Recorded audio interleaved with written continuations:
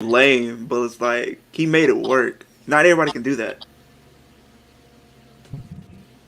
Well, I tell you now, we'll have to wait until the fans vote for it again, or we might have to do another tiebreaker, or it might just be a double award for two amazing superstars if we cannot come to a decision. But hopefully, we will come to a decision. Make sure you go ahead right now, everybody here, to LWIW Podcast over on Twitter and vote away for the best gimmick of 2023.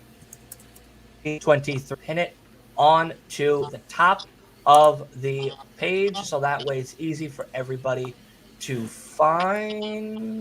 Where is it now? Watch now. I come back to it and it's changed. No, it's not changed. All right. So now that that is pinned, let us go to something that isn't going to be hard to discuss or really talk about. Another one for Tony. Another one for Tony. Eric, go ahead. Put that vote into Twitter right now, buddy. And we will get back to that comment a little bit later on because we are now on to best entrances of 2023. This is Okay. going to be for Asa. I already put the answer for you in the chat. So when we get to that, we will, whatchamacallit, into private chat. He doesn't know how to get to it on his phone. Touch the pictures. LWIW podcast. Picture. Any of the pictures, just touch the screen. And then Oh. at the bottom. I see. Sorry, he didn't know how to get to the private chat. No, It's I didn't. It's all right. Don't worry. We still love him. You know what I mean? It's We not still all. love him. He's the old man. He's the old man with the bow tie. All right. Well, we've had amazing entrances. He's gone. He's gone. That's it. He went into the private chat. He went into the private Yeah. chat. He's so He fell in. He fell into the private chat. He was trying to exit the private chat and accidentally exited everything. So he'll be back in just a second. That's great. I love you, Asa. You're such a great guy. You know what I mean? Yes, yes. Wow. All right, there he is. There he is. Hey, bow tie and all. There he is. All right. Don't All make right. fun of me. Yeah, well, welcome back, buddy. Welcome back. All right, so let us get to best entrances of 2023. Asa, you're going to say the verdict in a little bit, but Okay. before we do that, we're going to let everyone know what the two choices were, and of course, we're going to go a little bit around talking about why we got to these two choices as well. But unfortunately, it's one that, I mean, fucking ran away with it on this one 100% of the time. So we'll start with you, Wolf. The best entrances for 2023, of course, were none other than Karrion Kross and Bray Wyatt. Who would you choose between the two of them if you were a part of this awesome poll? I would choose Bray Wyatt easily. I do like Carrion, but Bray's just too good. So Okay. Bray? Yep. Alrighty. Leo? I gotta go Bray. I just think every time he made an entrance, I think everybody was heavily involved in what was going on and was ready for what he was about to say or what he was about to do in the ring. So I gotta go Bray Wyatt here. Okay. All right. My man Willie, who is not with us anymore. He'll be back shortly. And Kay also stepped away. Nope, back again. Okay. Fantastic. So I picked Bray because he has not only the best entrance in 2023, but the best entrance ever in wrestling. So Bray Wyatt. Okay. And let's see who the fans voted for. Asa, do you want to give away the winner? The winner of 2023's best entrance is... I didn't get to say my opinion. Oh, you want to say your opinion? Go ahead. I do. Yeah, go ahead. Bray Wyatt, and Bray I Wyatt. agree. I agree with Kay. I think he has the best entrance in the history of wrestling. Okay. And the winner is Bray Wyatt. Bray Wyatt, hey, 2023's best entrance. My God, there he is.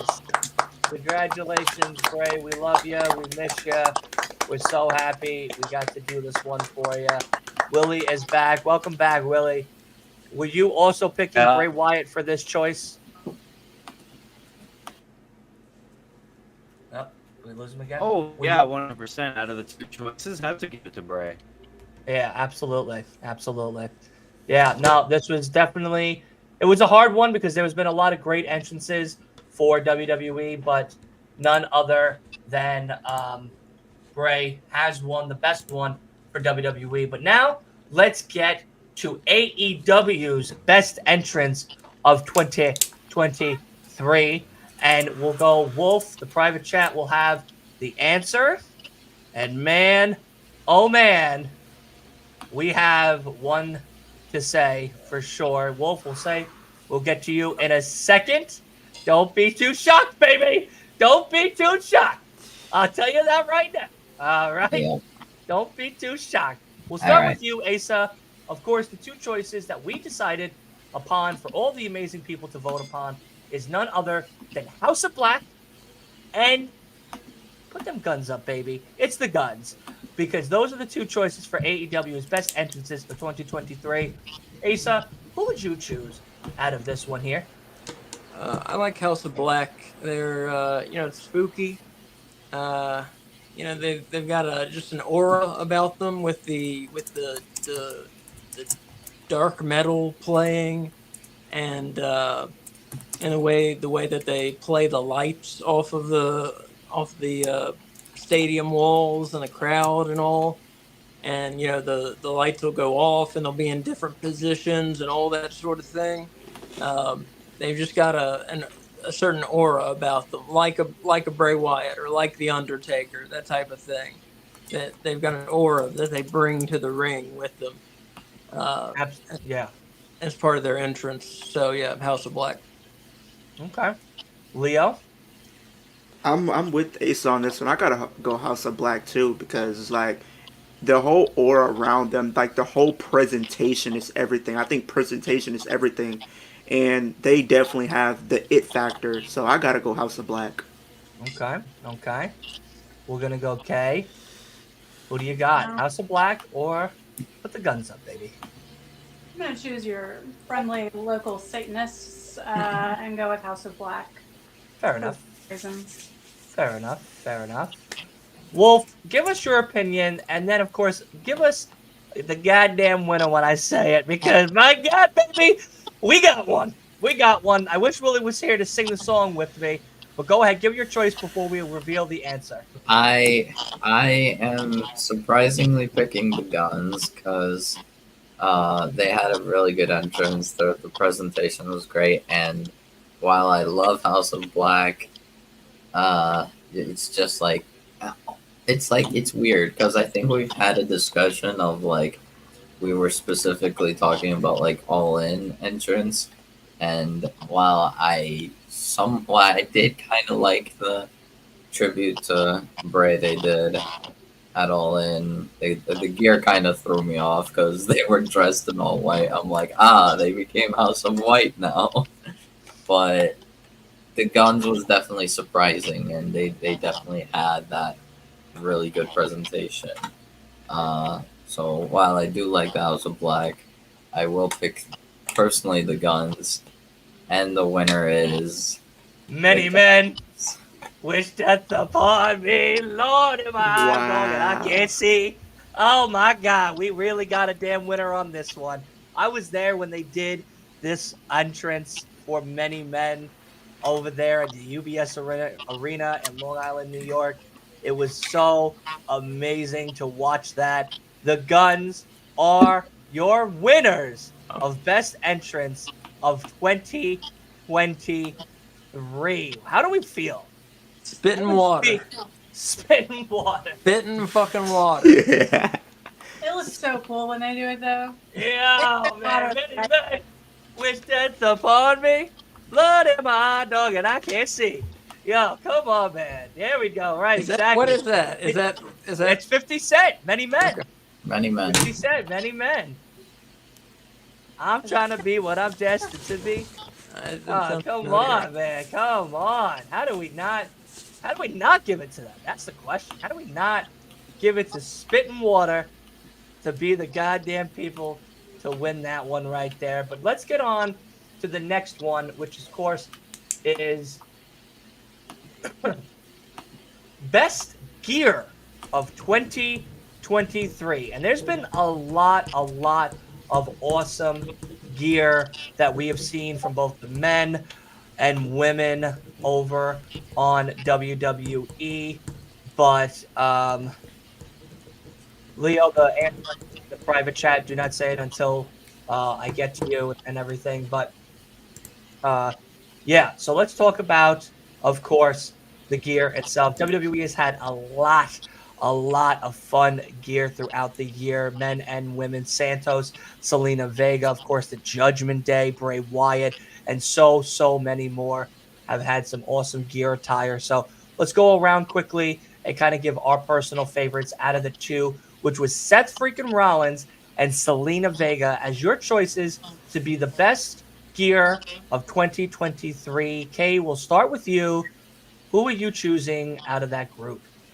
I'm choosing Zelina Vega. She is the queen of awesome gear. Every outfit she comes out in looks fantastic. They're always different from the thing she wore the last time, often like drastically different. And she just looks like a badass all the time. Okay. Asa, what about you, buddy? Who are we giving it to? Yeah, going with Zelina Vega. She has various costumes. She's done Street Fighter cosplay. That's enough to get my vote. And she had that awesome Puerto Rican flag deal at Backlash. That was very cool. And those two really stuck out in my mind. And as far as Seth Rollins, I would put him on the list for worst gear, man. So forget him. Forget that. Yeah, I'm with Worst worst gear. Yeah, I don't know Worst. what the fuck he Yeah. comes out wearing. He's dressed like a leopard chicken. Wow. Yeah, I don't know what he comes out wearing, man. Dresses and Wow, shit. leopard chicken. My God. My Not with God. that. He's Well, got some drip. That's Well, what do you think I, between Seth and Selena? The options are stacked. They're both incredible. I believe when we were discussing our picks, we had two choices for each. I had both Zelina and Seth as my options. I unfortunately will not be agreeing with Asa or Gay on this, and my pick is the World Heavyweight Champion, Seth Rollins. Wow. But I love Zelina's gear. Zelina has been creative so much. Leo, don't tell who the winner is just yet, but who do you have personally between Seth freaking Rollins and Selena Vega? Zelina Vega for me. I like Seth Rollins' gear, but I think Zelina Vega just has it in the bag for me. I think all of her gear that she does for these different pay-per-views, like the one she had in Backlash, is one of my favorite attires that she's done. And even with some of the crossovers she's done as well, I think are just entertaining for me. I just love those gears. Okay. Alrighty. And the winner of 2023's best gear is Zelina Vega. Selena taking it at 60%, baby, as the winner of best gear of 2023 WWE edition. Right there. Unbelievable. What an amazing win. She for deserved her. it. Well She deserves it. deserved. Well deserved. Not that leopard chicken, Seth freaking Rollins. Get him in the back. Tell him to stop wearing his wife's wardrobe, all right? And stop wearing some different clothes, all right? Oh, come on. Nah, Becky's apparently Shots jealous fired. of Seth's gear. Yeah, like because she she's saw taking his all of her WrestleMania clothes. gear, and He's taking all of her clothes. That's why she's Seth so Rollins, jealous. I feel like Seth Rollins kind of hit his peak, though, in 2015 when he had that all-white attire at SummerSlam. I think that's his best gear that he's had, in my opinion. It's not a bad one. It's not a bad I one. think at Mania they No! showed He looked like a... He No, looked no, like a I'm saying walked at Mania they Pepto. showed like a backstage segment like on Twitter where Becky saw his gear for Mania and she's like, "Where'd you get that? I'm so jealous." Because hers is like just a normal like orange and his is like all this red like floofy. Listen, if Becky Too wanted to come out in a fancy. jock strap, she probably would still get fucking cheers. All right. So, like, I think at this stage of the game, at this stage I don't of the know. It game, just feels like Seth spends a lot of money on gear. yeah. Well, he has a person that does his wardrobe. The guy travels with him and does his Yeah. wardrobe, which is crazy to even say that. But Yeah. let's get to the best gear of AEW. We had none other than the formal AEW champion, the man that's now hung in the Raptors until he comes back from injury. My next door neighbor, my best friend. He might not say it on public, but he's my best friend. God damn it, he's not Adam Cole's best friend. I'll tell you that. That little punk bitch decided to fuck him over. All right, I ain't gonna get into it right now because I'll start having some fucking backlash right here and some words that's not gonna be so mince with everybody else. But nonetheless, my guy, my true legend, MJF, or if you like to swerve when you drive, so does Swerve Strickland as the second choice for AEW's best gear of 2023. I'll read the winner here for this one, but let's go around the room. Between the two, we've had MJF's with the crazy, crazy robes, the devil mask, the throne. I mean, just you name it, he's done it. Asa, for you, I know you're chewing. I'm gonna wait for you to chew, so I'll go to Kay, and then I'll come right to you. Kay, who do you have between the two as the best gear of 2023? Well, I'm kind of scared to say my answer. Okay. So I already ripped my heart out last night at Nassau Coliseum, so Swerve, yeah, I like Swerve's gear. I liked his tribute to Bray Wyatt with his gear and his one match with Hangman. yep, good one. I like his faux fur coats that he comes out in. Yep. I like that it's unique. He's not dressing like anyone else in AEW. And yeah, I like Swerve's style. That's awesome. I love that choice as well. Wolf, are we Well, showing some love or are we showing some hate? Dylan, I'm sorry. My Whose yeah. house? Ming! Just like Nassau Swerve's Coliseum. house. Oh, Swerve is man. my Man, oh, pick. man. All right. I guess Swerve will get it, I guess. We'll see who the winner is. But Asa, my guy, who do we believe has the best gear of 2023? Yeah, MJF. Like you said, the Thank you. garish robes. Sorry, It's my okay. dog's barking. She's freaking out. The garish robes, the whole devil thing. You know, bringing him in on a throne. All that deal seals it. You know, very cool wardrobe for him. So MJF, yeah. Leo, I gotta Talk go to me. MJF. I got MJF too. I gotta go MJF. Like his gears is like some of my favorite ones. yeah. I like Isaiah Swerve Strickland's gears too. Like the one he had for like the Fiend. That was like one of my favorite ones. But I gotta go MJF. Like his whole throne entrance that he had. I think that's like my favorite entrance ever in AEW. Yeah.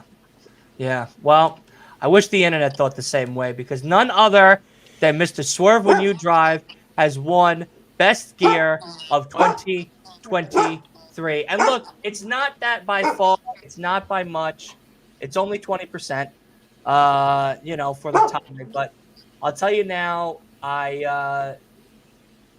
of course, MJF has one of the most lavish and luxurious robes of them all, just like the stunning Ric Flair himself, the Nature Boy. And Swerve does come out with some great, great gear.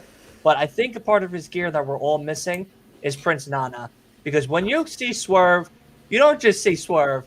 You see Prince Nana, and that's when you got to start dancing. You got to set into that fucking song. Yeah, exactly. Just like Wolf, baby. Get down with it. Get down with it. There you go. There it is. Hey. God. Absolutely. Really, yeah. And that's exactly right. I mean, Swerve, listen, I was there last night, and when Swerve came out, I stood the fuck up, and I was just swerving when I drove. Everyone was As like, you please slow should. down. And I said, shut the fuck up. We're here. We're doing a goddamn great deed and a great service, and we're doing the Swerve when you drive dance. And yeah, absolutely. Swerve definitely won this one. In my opinion, I love Swerve as well. So either choice would have been great. Of course, I will always choose for my next door neighbor before anybody else. But you know, there's other good choices. I guess I'll have to choose one of them. So Swerve, when you drive, has won best gear of 2023. Asa, we're gonna go to you for the WWE version of gear of 20. Oh no, we already did that one. My You apologies. did that one, yeah. Yep. Okay. We gotta go. So now let's get to something that might have struck a little fear into the hearts of millions and millions of people, because we're going to do best promos of 2023. AEW edition first. We're going to switch it up a little bit. We're going to go AEW first, and we'll start with Wolf on this one. The choices were MJF or the patriarchy himself, Christian Cage. Who are you choosing? Let us know. I do love Christian, but yeah, I think without much contest, it is Maxwell Jacob Friedman. He's a generational talent. He's that good. Just He's better than you, baby. yeah, he's just so good at everywhere. Just on everything he does. Like this guy is a megastar easily. Yep. Okay. Christian or my next door neighbor? Please, your next door neighbor, definitely, hands down. Generation Okay. down, not just better than me, but better than everybody. He's Exactly. awesome. All right. You fucking tell them. You fucking tell them. All right. I don't know why they didn't give him best fucking gear either, but you fucking tell them, okay? All right. Leo, if you said the wrong goddamn answer, you're out. Why would I choose the wrong answer? It's What do you MJF got? all day, every day. That's what I'm talking about. He never has a bad promo. You don't miss. This is the guy is the very best. The best at everything. He doesn't miss. MJF miss. all day. You don't miss. He is him. He ain't that other schmo that decides to call him him. He is him.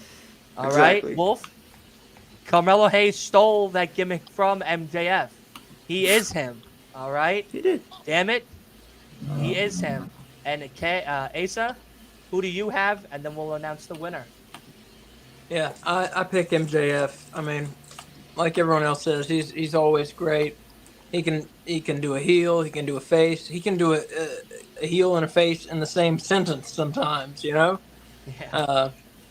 Yeah, he's great. He's the best on the mic around right now. I think either company. And the winner though is MJF. Yeah, that's what I'm talking about. Yes. MJF with a goddamn landslide. 75%. That's right. 75% of people decided that my next door neighbor, my best friend, my guy of guys, I am him, he is I. MJF is the winner of Best Promo of 2023 in AEW. Unbelievable. An absolute glorious win to a glorious man. And we hope that he's home enjoying Piper and his lovely girl that I know we all know who she is as well. Not the one that's a painter anymore. He upgraded, as he says, to somebody else. So hopefully he's enjoying. You know his cat? He's got a cat that he loves a lot. He loves Piper. Shout out to Piper. Yeah, Is that a cat? loves. That's the cat. Yeah, cat's Oh. name is Piper, just like Roddy Piper. Yeah, which is great. But unfortunately, Kay, you will have another one on your hands. Well, you will be the tiebreaker of this next one, because the best promo of 2023 for the WWE is up next. And Wolf, the choices are Cody Rhodes and Bray Wyatt, my guy. Who are you giving Whoa. it to? And now, I do love Cody. He gave a lot of good promos. He's just really good on the mic. But Bray was on a different level. Just everywhere, Bray was just incredible. Just and easily like I can say the most creative mind in all of professional wrestling like history. Um, yeah, there's no bad thing with Bray Wyatt. It was all good. So yeah, I will pick Bray. okay, Asa, who do you got? I agree with Wolf. What he said. Bray Wyatt he was great for his time, and he was also seemingly way ahead of his time. It seemed like the fans that got him really got him in his promos and really loved him, like me, like Wolf, like we know how great he was. And but some fans really didn't get with it. I mean, he was kind of divisive. Um, Yeah. so like I No, said, ahead of his time in that way. So you just think where he was in his head where the wrestling business will be in like 10 or 15 years as far as the money that they spend on uh, gimmicks and stories and things like that, and the way that they tell stories. um, I think, at least, I think wrestling will be changing to the way that he envisioned it, definitely. um, just because it always changes, and that's the way. um, just more um, character based, building characters and building and building and building the characters. I think that's where wrestling is headed, um, because that's where the money is, quite frankly. And I'm getting off topic. I'm sorry. it's okay. Bray It's Wyatt. okay.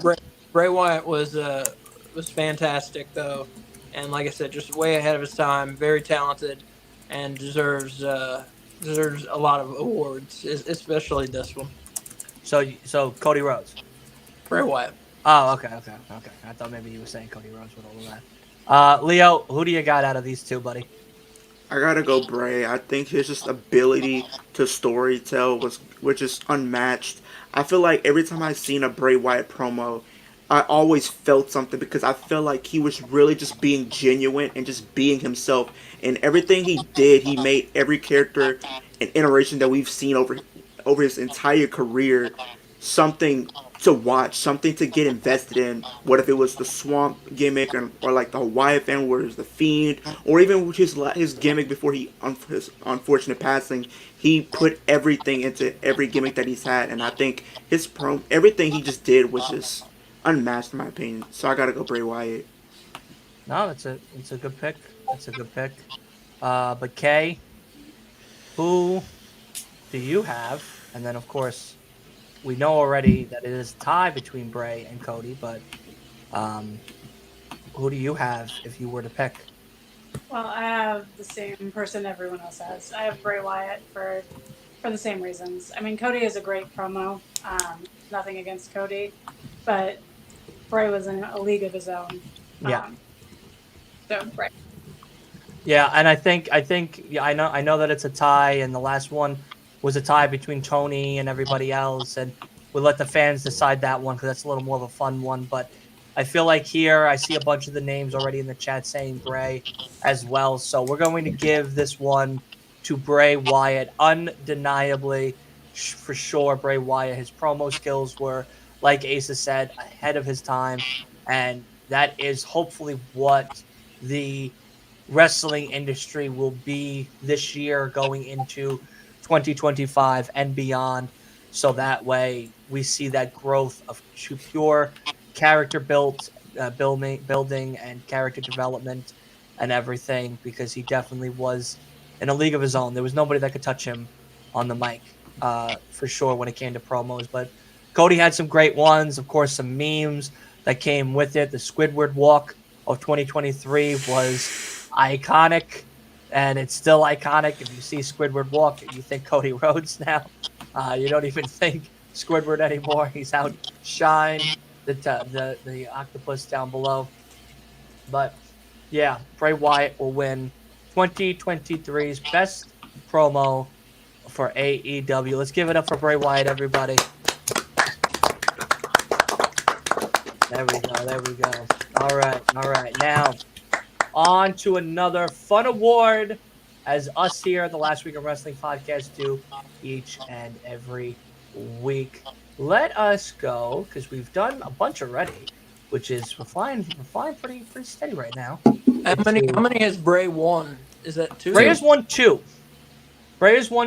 And I think that's fair. This has been a very fun thing. All right, now let's get into the big pulp of wrestling, because we've had a few of them. Of course, the return of Adam Cole.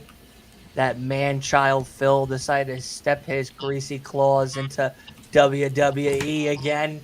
Pepsi Boy and all. Bad Bunny. And so many more. Let's start with the WWE one. Oh, shit. Actually, we'll start with the AEW one, because we have another fucking tiebreaker that we'll have to do for the WWE one. Yep. Biggest pop for AEW. Wolf, this is going to be for you, the winner. Do not say it until we get to you, buddy. But we'll start with UK. Who out of Ospreay and MJF do you believe is your biggest pop of 2023? So if I'm remembering correctly, it's both of them at All In, right? That's what we had said. Yeah, I think so. I think Osprey was his debut for AEW at Full Gear, right? No, Osprey was at. No, I think we're talking about All In. Osprey winning at Yeah, at All In.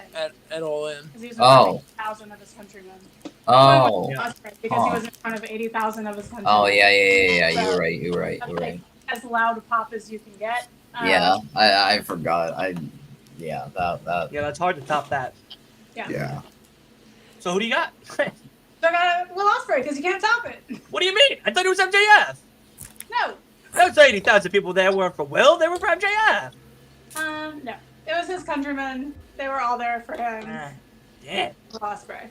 Not even 80,000 could get my boy back on the ring. Grumbling. Unbelievable. It's who are you giving it to? Same answer, same thing. Will Ospreay. God damn it. No love for the injured vet. Yeah, No just love for the injured vet. 80,000 of his fellow countrymen. Yeah, What a handicap. Yeah. loving him. Go back, watch Okay. the DVD. I will. People I will just have going to. crazy. Well, did you get it? Right? Do you have the DVD now? We have all Yeah, the DVDs. you'll We have have to. all We'll the have to. DVDs. We'll have to rewatch it, and I'll have to prove that you were wrong. That it was MJF that they were popping for, and not Will Ospreay, because it was very silent during Will Ospreay's thing, which is very weird because, like Kay said, countrymen. I mean, it's his backyard for Christ's sake, and yet Will Ospreay was mute. You could hear a pin drop, and MJF, they were electric. They blew the top off. I couldn't believe it. But my man Leo, who are we giving it to between Ospreay and the King of Kings, MJF? This one's definitely been a toss-up for me, but I love me some Ospreay, but I'm gonna give it to MJF here. That's what I'm Not talking by a about. lot. That's Not what by I'm a talking lot. about. But I'm gonna give it to MJF. I Yeah, just win's feel a like win. he's had a bigger pop, in my opinion, than Will Ospreay. And nothing to take away from Will Ospreay, hell of a talent, but I gotta give it to MJF here. Listen, a win is a win. $20 is $20. You know what I mean? So, Wolf, who are you giving it to? And then we'll get to the answer. Ah, you cop You out. did it wrong. You Right. fucking cop out. It's You- Osprey. Yeah, Osprey is incredible. Follower, not a leader. In outside of this whole award show, overall wrestling, #1 wrestler of the year. On a different level. Like he's only like what 30? Not even. He's 70 years old. All right, the man looks brittle. He's All right. he's incredible. Like yeah, he's 30. He's like incredible. 80,000 people, and everyone singing "Elevated." It's amazing. Just honestly incredible. I don't know what DVD your guys are watching. I will have to pick Will Ospreay. All right. Well, I guess the winner for best and biggest pop of AEW of Is 2023 Will is Ospreay. Will Ospreay by 75%. An absolute amazing feat right there from the guy who had nobody cheer for him in his own backyard. Unbelievable. Now, Tony must have Ospreay rigged definitely, this. Ospreay definitely had a huge pop in AEW, and I am so excited that myself, Kay, and Asa are going to be seeing his first match at Revolution 2024. We're going to see him debut and wrestle officially in AEW. I'm so excited to do that. Definitely. You know what would make it like super crazy? What? Is if Ospreay is somehow Sting's last match. No. I thought about that. That would be like no. above and beyond, just No. insane. But No. It it's should not. be I done. know it's not gonna happen, No. but Him versus Danielson is something I would like to see, though. Oh my lord. all Yeah. in probably. Please. Yeah. The man's 65. Can we just have a decent match? Him He's at versus the peak- Swerve. He's at the peak of his career. He's the best wrestler in the world. I love that. I love that. No, I'm talking about Sting. Ospreay. Oh, He's Ospreay. Oh, Ospreay. He's Yeah, talking yeah, yeah. about Sting. Yeah, he's 65 years Oh, old. oh, okay. Okay. Yeah. Okay, miscommunication there, but it's I thought okay. he was talking about Ospreay. Okay. Asa, you're going to be the one that does the tiebreaker for this one because Kay's done 2 already, and I'd feel bad giving her a third. I like. Breaking ties. It means I get to pick who wins. Okay. Yeah. I figured we'd switch it up just a little bit because I feel like there might be some more that might be a tiebreaker down the road. Maybe. Who knows? But I gave you the 2 ties in the private chat, so get to that when you can. But we'll get to now Kay for the choices because the biggest pop of WWE is none other than CM Punk and Bad Bunny. Who would you give it to if you had the opportunity? So I would give it to Bad Bunny at Backlash in Puerto Rico because it was his home country. He was about to put on an awesome match, and the crowd was like wildfire. They were so excited. They were just so hot. So I don't care Best how crowd excited of- they were for Punk. I don't think it could get louder than it was for Bad Bunny. That's very fair. Wolf, who are we giving it to? I'm I was very torn on this because Puerto Rico was honestly the best crowd in the WWE that I've seen Can in I like ask you a question? a decade. Can I ask you a question? Yeah. Do you drink Pepsi? Yeah, Yes. there's his fucking answer. There's his fucking answer. Barely. Black cop out. Just Stop. barely. CM Punk. Pepsi's gross. Yeah. Coke is way better. Easily. Nah, in all honesty, I drink Mountain Dew. Yeah, that's a Mountain Dew's Pepsi the product. best. Yeah. Yeah, that's a Pepsi product. So, Yeah, it's god okay. damn. God damn. Leo, Just barely. Punk or Bad Bunny? I give it to Bad Bunny. I just think his whole entrance was very electric. The crowd was very invested. That should have been the main event, him and Damian Priest on a different note, but I gotta give it to Bad Bunny here. Okay. Asa, who are you giving it to before we get to the verdict?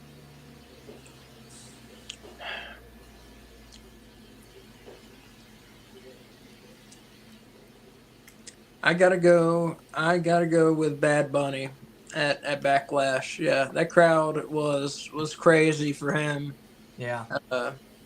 And- that's like the best crowd I've ever heard. Yeah, and I mean, they had energy. The difference is they had energy built up. They knew he was coming out. They had energy built up and like waiting to go crazy. The CM Punk and they were people, going crazy all pay-per-view all night. yeah, and the CM Punk people, they didn't. They just had the energy in the moment. Yeah, So it was different. They didn't have as much energy yeah. as the Bad Bunny people who had like crazy energy built up, waiting for this Yeah, and they were singing his song and all that shit, and it was wild. Yeah, that was Bad such a Bunny, good Bad song Bunny. too. I love that. I love that. I Asa, might. you're gonna no. You drink Pepsi. You're a Pepsi man. You don't get to revote again. Yeah, but like, I'm a Asa is the Coca-Cola cherry tiebreaker. guy. not good, bro. Ace Bad Bunny is the was tiebreaker. It is right now, of course, Punk and Bad Bunny tied at 50%. So we'll go around the room. We already know Wolf's answer, so he doesn't get to vote again. We'll go Kay, Leo, and myself this time. And who are we going to give the award to this year? Leo, we'll start with you. Bunny or Punk? I thought I was the tiebreaker. What happened? You Oh are. no, we all vote.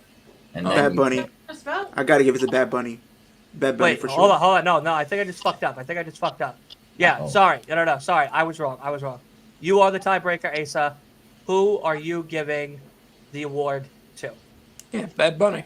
Bad Bunny. Okay. Bad Bunny. All right. That's very fair. Honestly, it's like Yeah, Wolf, I we know you I drink was Pepsi. very Stop lying. torn. This was the most terrible part because like Backlash is honestly the best crowd I've heard ever for WWE in all my time watching WWE. Yeah, they were awesome. That crowd was crazy. How did you not pick that crowd then? I don't know. He's a CM Punk mark. That's what it is. No, it's CM like Punk it was Mark. so torn. It was like maybe I was just trying to be different, but yeah, deep down it's Bad Bunny. Unbelievable. Yeah, it was Bad Bunny. Damn, I actually forgot to that put song was also really poll. good. Oh my god, that theme song. I hope he keeps that theme song because I actually forgot to put up a poll, as you all see me writing one right now. It is best pay-per-view of 2023. I forgot to put that one up for WWE.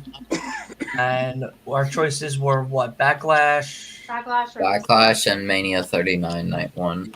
WrestleMania. And yeah, that was Yeah. So we'll let, WWE. we'll Night let two. everyone vote. Wasn't it? We'll let Was it just everyone vote. WWE or AEW? Well, no, we're doing the other one too in a second. I just, I'm a little bit behind on timing. AEW was All In and Wrestle Dream.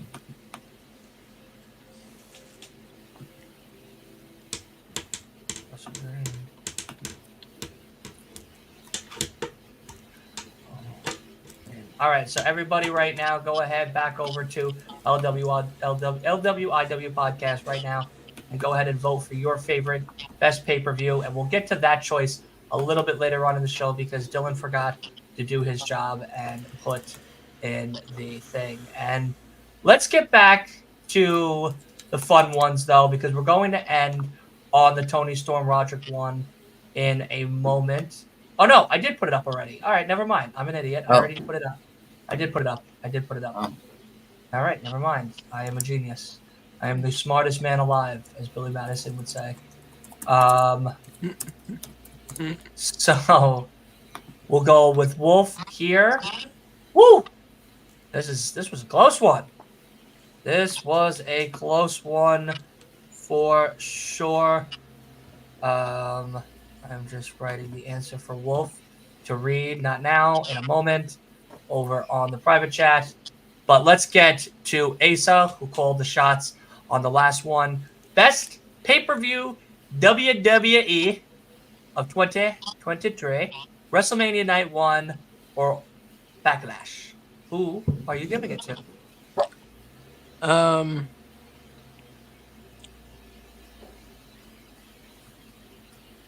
I gotta go with Backlash. The crowd did so much to make it a great show, and the crowd energize the wrestlers so much to make the matches better as well. I mean, you could see it from the opening match to the main event. You could see it with who was it, Io and Yes, Bianca. yeah. Yeah, you could see it in that match. They were just energized by this electric crowd. So yeah, that was definitely WWE's best pay-per-view, no doubt. Backlash, you're saying? Backlash? Yeah. Okay. Leo? I gotta go Backlash too. I think, kind of like what Asa said, a crowd can make or break a pay-per-view or a show. Not to say that WrestleMania's wasn't good. It was, but it wasn't as good as Backlash. I think Backlash had a little bit more energy than WrestleMania did. Mm-hmm. I like that one as well. Okay. I am also going Backlash for the same reasons. Ooh. A little spice. Sure, gonna spice everything nice on that one. Okay. Wolf, don't say the answer, but what are we My thinking? answer. It is Backlash. It is Backlash Backlash. was crazy. The only low end match of Backlash was the U.S. title triple threat. And even then, that was not as terrible. Backlash was so good that Seth Rollins versus Omos was good. Just out of nowhere, it was it was. Wait. He's not an almost Sabian. Thanks, Scott. I appreciate it. Yeah. You're saying Omos versus Seth Rollins Was actually good, yeah. Yeah, after this, you're gonna sleeper go into the lobby good. for a little bit. It was sleeper good. That was probably Omos's best match, in his career. But The Beavers quit because it's New Year's Eve on the dam, so the internet was shut down for the rest of the night. That sucks. The Yeah, it thing does is, suck. it Yes, wasn't insane, obviously, but still, it was a pretty decent match. So yeah, honestly, I was satisfied overall. The crowd was crazy. Carlito coming back during the San Juan Street fight, though the whole place was going crazy. Bad Bunny also making his entrance. Everyone singing Chumbea. It was just so good. Night 1 of WrestleMania 39 was incredible, but that energy was insane, unbelievable. Without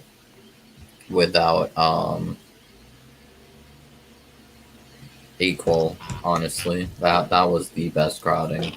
I cannot wait for more of these international pay-per-views. For coming in 2024, Backlash in France, Bash in Berlin. Oh, I can't wait. It's gonna be great. I still can't get over the fact that you said Omos and Seth Rollins was a good match. Yeah, I was surprised when it happened. I was like, wow, this actually was cooking. Well, guess what? You're going to announce the winner now and then go to the lobby for the timeout because that was a wild statement right there. Who is the winner of Best Pay-Per-View? WWE, my guy, give it away. Unfortunately, the popular answer of the polls was not our answer. It is WrestleMania 39 Night 1. By Wow. 55%. We gotta Basically- overturn that. We gotta Overturn. Whoa. Overturn. We're calling a flag on the play?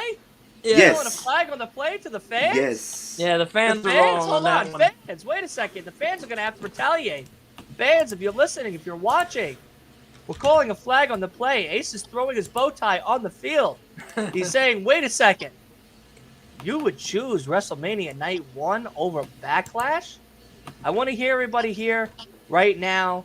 Do we believe that the fans are staying true to what they've decided, which is WrestleMania Night 1 was the best pay-per-view?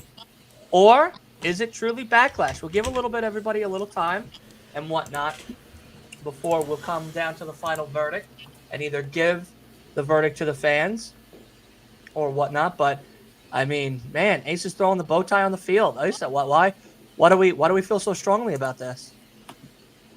Just, I mean, like we said, the energy unmatched. And like I said, it went, it goes back and forth between the crowd and the performers. They feed off of one another, and that's how wrestling works. And that's why wrestling was kind of lame during the pandemic. Because it has to have a crowd. It's supposed to have a crowd. That's how it works. Okay. But man, it was so. I mean, it was so electric, and it helped the matches and elevated the quality of the matches so much. That show really stood out that was WWE's best show this year, hands down. There's no question. I don't think there's a debate to be had. WrestleMania Night 1 was good, no doubt. Yeah, I mean, I It wasn't agree. even the best pay-per-view that weekend. Yeah, right. You're right. But WrestleMania Night 1 was good. But it's Backlash hands down. Yeah. No debate. Okay. I agree. Backlash, yeah. WrestleMania Night 1 was good, but like I said, I mean, I know we're not comparing promotions, but it wasn't even the best pay-per-view that weekend, so it shouldn't be WWE's best pay-per-view for the year, because it couldn't even beat out Supercard of Honor for awesomeness, but Backlash, yeah, the crowd is what should get the credit for that. I mean, the wrestlers obviously did their part, but the crowd should be the ones getting the award.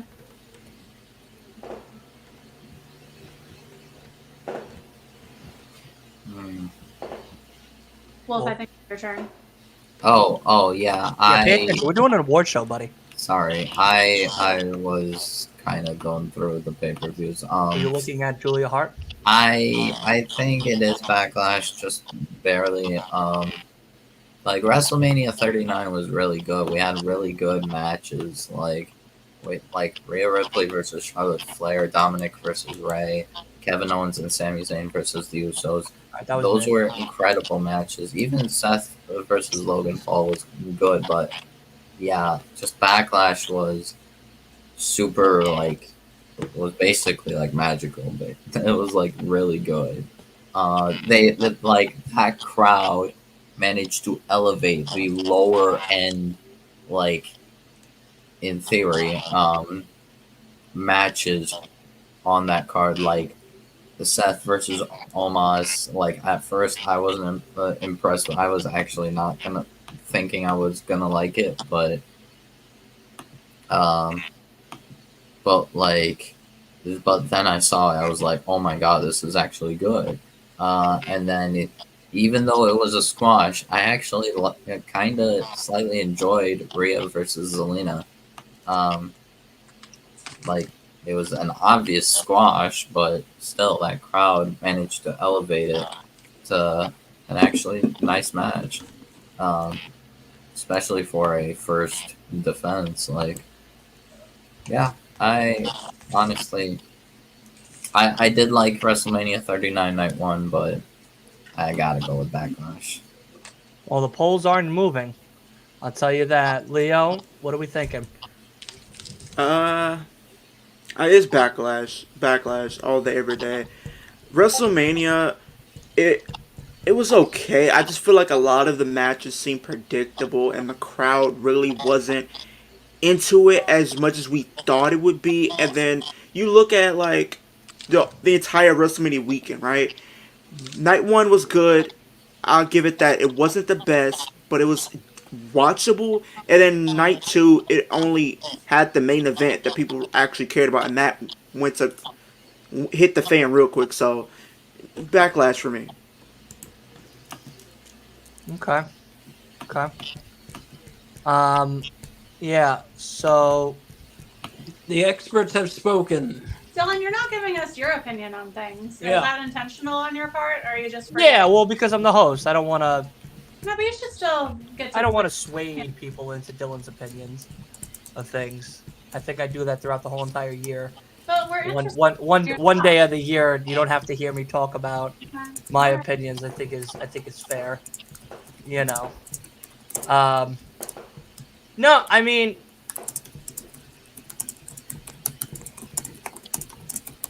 I agree with the fans. Really? WrestleMania Night 1. They just were better matches. Like the crowd itself, you guys have it 100%. You guys have it 100%. You know, that crowd was fantastic from beginning to end.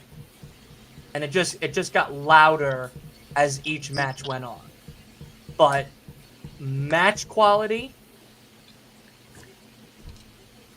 I give it to WrestleMania. Night 1. Night 2, I fell asleep. Yeah, because Night 2, I should never have streamed. don't. Night 2, I could have watched Ring of Honor Supercard. Night 2, I could have did my taxes. Night two I could've done a was lot of like the main It event. only That's that was it. Because think about like on night 1, you had like Seth Rollins versus Logan Paul.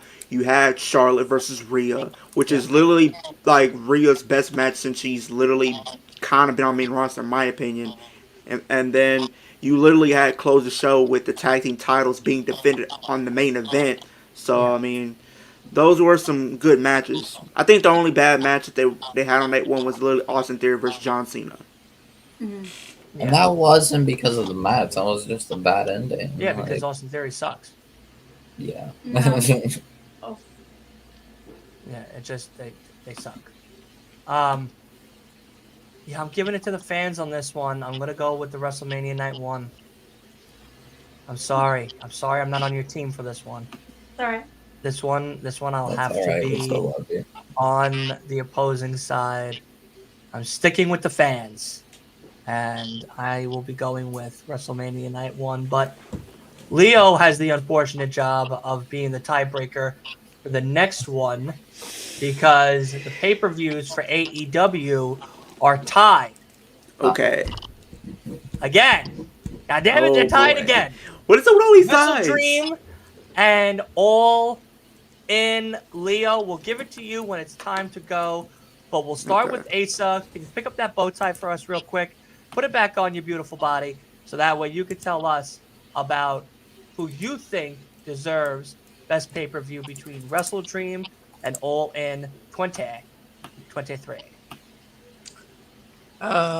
Wrestle Dream, definitely. It had a very good match quality throughout, and it also had one of the best matches of the year. Had Bryan Danielson against what's his name, Zack Sabre Jr. What's his name?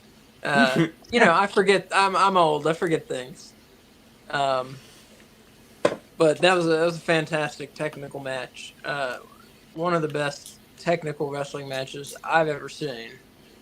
And that's saying a lot. I've seen a lot of fucking wrestling. Maybe the best technical match that there's been. I don't know. It was really good. But that was a terrific pay-per-view. I think it was their best Wrestle Dream. Yeah. Okay. Okay. I promise that Asa and I don't always agree on everything, but we definitely agree on Wrestle Dream. It's my favorite pay-per-view from this year, AEW or otherwise. I think, like you said, every match, in my opinion, except for one, they were all great. And Zack Sabre Jr. and Bryan Danielson was literally a dream match of mine, and I got to see it at Wrestle Dream. I just feel like the name, it actually lived up to the name, which, like, that's a ballsy move to name your pay-per-view Wrestle Dream, but then to, like, make dreams come true. Yep. See it in that? I feel like that's what they did. Leo. Wrestle Oh, no, Dream. wait. Whoa. Sorry. Hold on, I'm sorry. You good? Yeah. I am not agreeing. I will pick All In just because there were a few matches I had problems with in Wrestle Dream. Not the good ones, not the ones that everyone knows are good, but the fact that like that like fatal 4-way tag team match for a future tag team title shot. Why did we give it to the Young Bucks? Why? Sorry, I hate them. They're literal children. Why do you hate them? They're just I don't know. They've I'll be right now back. like Continue talking, I'll be they've right- for me they've fallen off, and also they're immature and not not great people. Like yeah. Like if I'm thinking of an AEW, like before, like AEW team, like tag teams, I would like instantly think of the Young Bucks. Now I don't care for them. I now think of FTR, and like FTR is basically outshines and outclasses them every Why do you way. think they're bad people?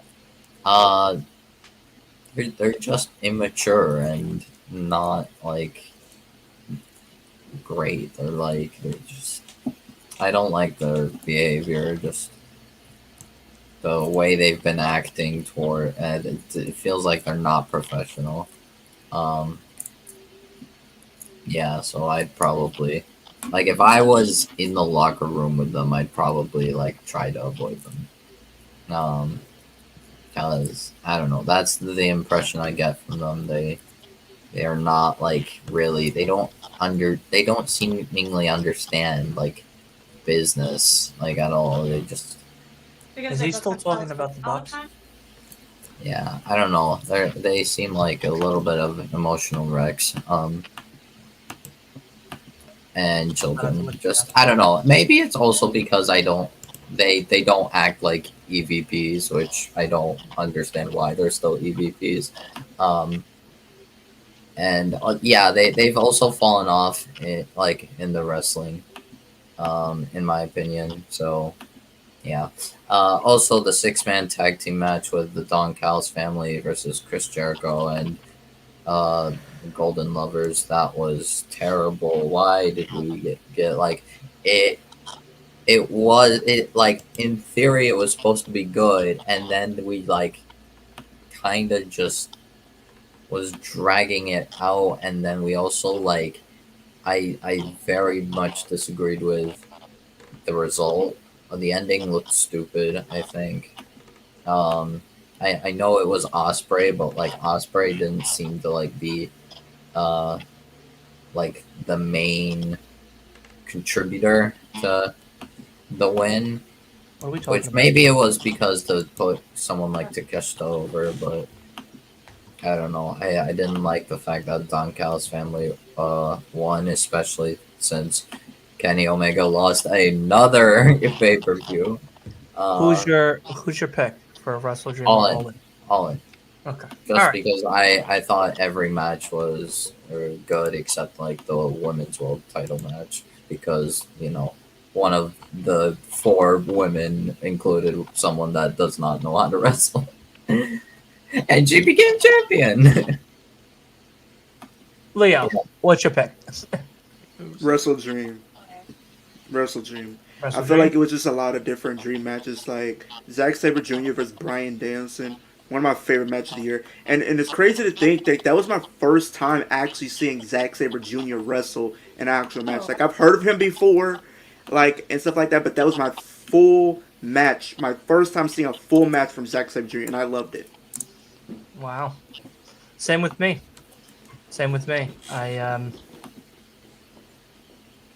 I choose Wrestle Dream as well over everything. I think match quality again is the thing that really sticks out to me. Seeing Zack Sabre Jr., seeing a really good mix between New Japan and AEW was awesome. I think they pulled that off a lot better than Forbidden Door. I might be the only one to say that, but hey, you never know. Yeah, so I go Wrestle Dream 2. So how many people chose Wrestle Dream besides Leo? 2, 3. Everyone except for Wolf. Yeah.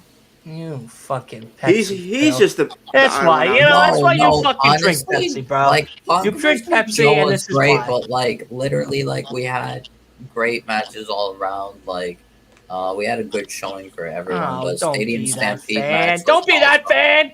We had great matches all I around. love Darby and Sting versus Swerve and Christian. Osprey versus Jericho was great. The trios tag team, the trios match, title match.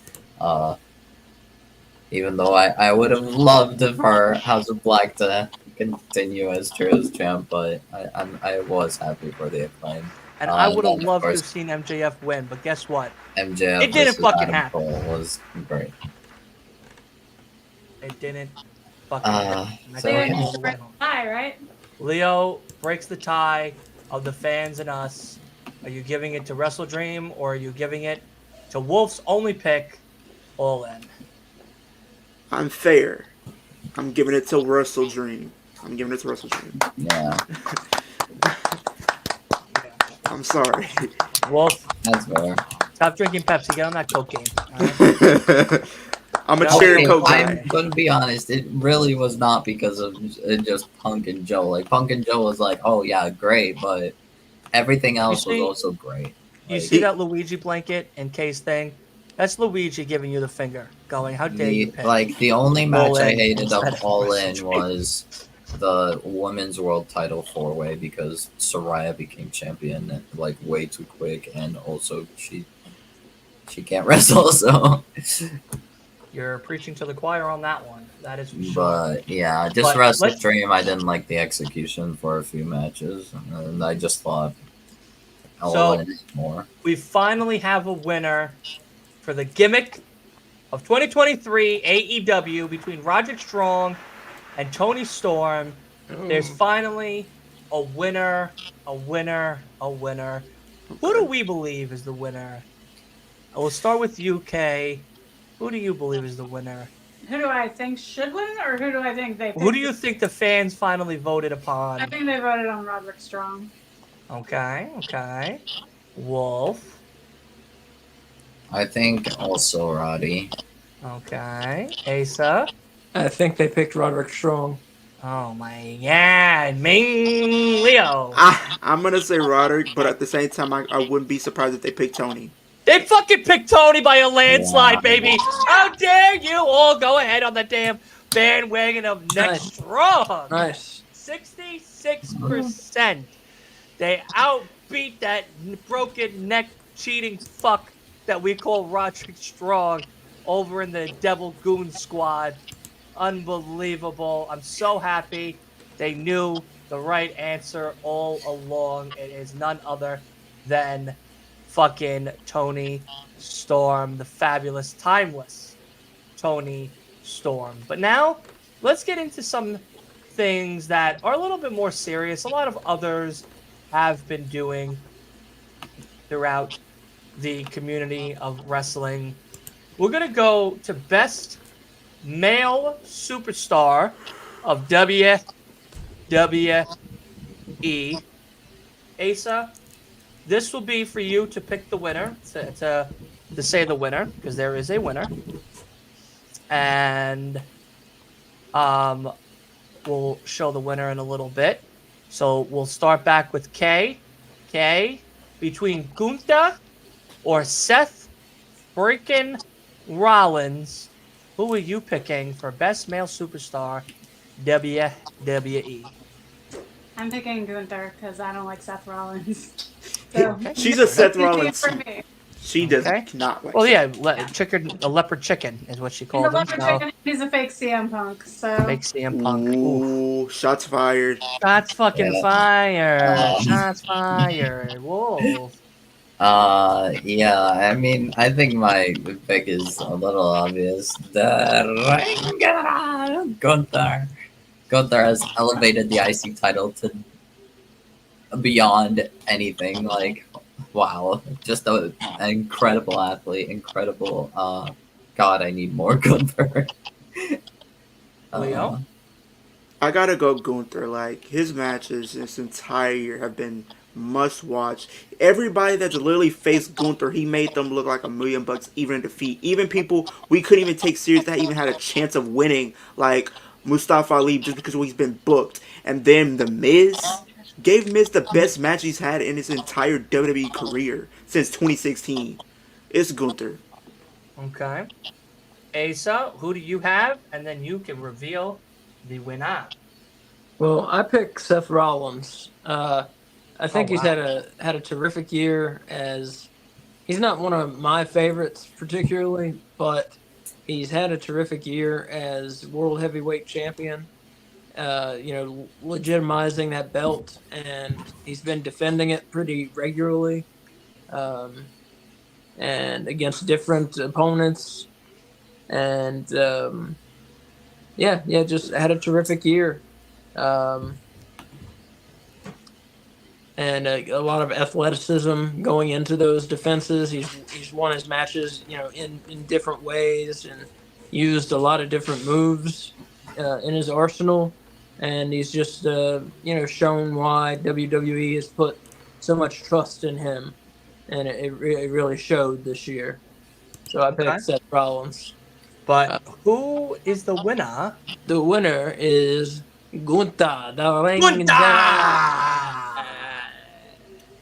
I love it. I love it. Gunther at 60% over Seth freaking Rollins as the best male superstar of the year. Right here is where we're going to take a little bit of a break before we get back into the awards and kind of just chill out. We've been doing a lot of awards throughout the whole entire first hour of the show. I've been so glad to hear from all of you amazing, amazing people about your choices and stuff. So let's get a couple of fan reactions and, of course, your guys' reaction. How you guys liking the awards? Are we being fair? Do we think we're having a good time? Is this something that we want to do again going forward? Absolutely. I think it's going great, yeah. And I think the fans' votes, except for one, I think the fans' votes have been great. The fans have been on it. Yeah. Yeah, absolutely. Absolutely. Yeah, I think they've been great as well. And I'm very happy to hear that everyone wants to do this again. Kay, would you like to possibly do this again next year? Of course, yeah. I think it's great. Oh, Ripley. Some breaking news, Dylan. What? For TNA, some breaking news that you might be interested in. TNA. So there is let's get you on the hard cam for this one. So we have a tag team title match set for Hard to Kill. We have ABC defending the TNA World Titles against the Rascals, Mike Bailey and Trent Seven, and the Grizzled Young Veterans. Let's fucking go, boys! Let's fucking go, boys! If you don't know what the hell's happening next year, let's talk about some of the awesome things that all of our channels are going to be doing because, of course, Leo and my guy, Big B himself, God's favorite host, sent out some promotional videos that we're going to talk about in just a few moments. But nonetheless, Trent Seven, Grizzled Vets, ABC, who I'll be seeing next Saturday at House of Glory, facing the main event tag team champions of House of Glory, are all going to be squaring up at TNA's Hard to Kill. Is it for a championship? Yes, it is. It's a fatal four-way. A fatal four-way for the TNA World Tag Team titles.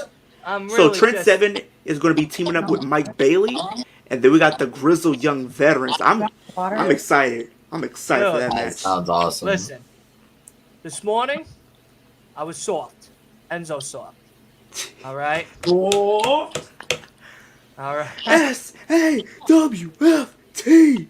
So right now, hanging out with y'all and then hearing this, I'm as hard as Juice Robinson right now. All right. I mean, rock hard. All right. Absolutely rock hard. Well, I do This has have been a amazing. report that might also make things even better. Hard cam. Per PW Insider, there's an expectation internally that Andrade El Idolo will be back with WWE as soon as tomorrow. Wow. That's it. Wow. Whew. I guess no CMLL. Maybe not. Yeah.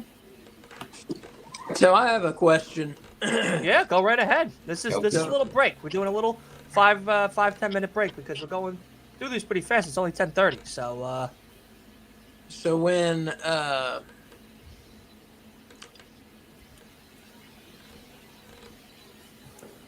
when Adam Cole was like living at Roderick Strong's house yeah, and making the peanut butter and jelly sandwiches, yeah, mowing the lawn, yeah, and moving the furniture. right. They were plotting on MJF. Wait. What the fuck part of the plan was that?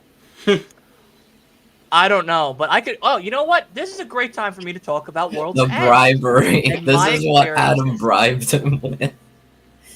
He's like, finally. you Go help ahead. me do this stuff, and I'll do this ridiculous lawn and furniture stuff for you. Yeah. Fuck World's End.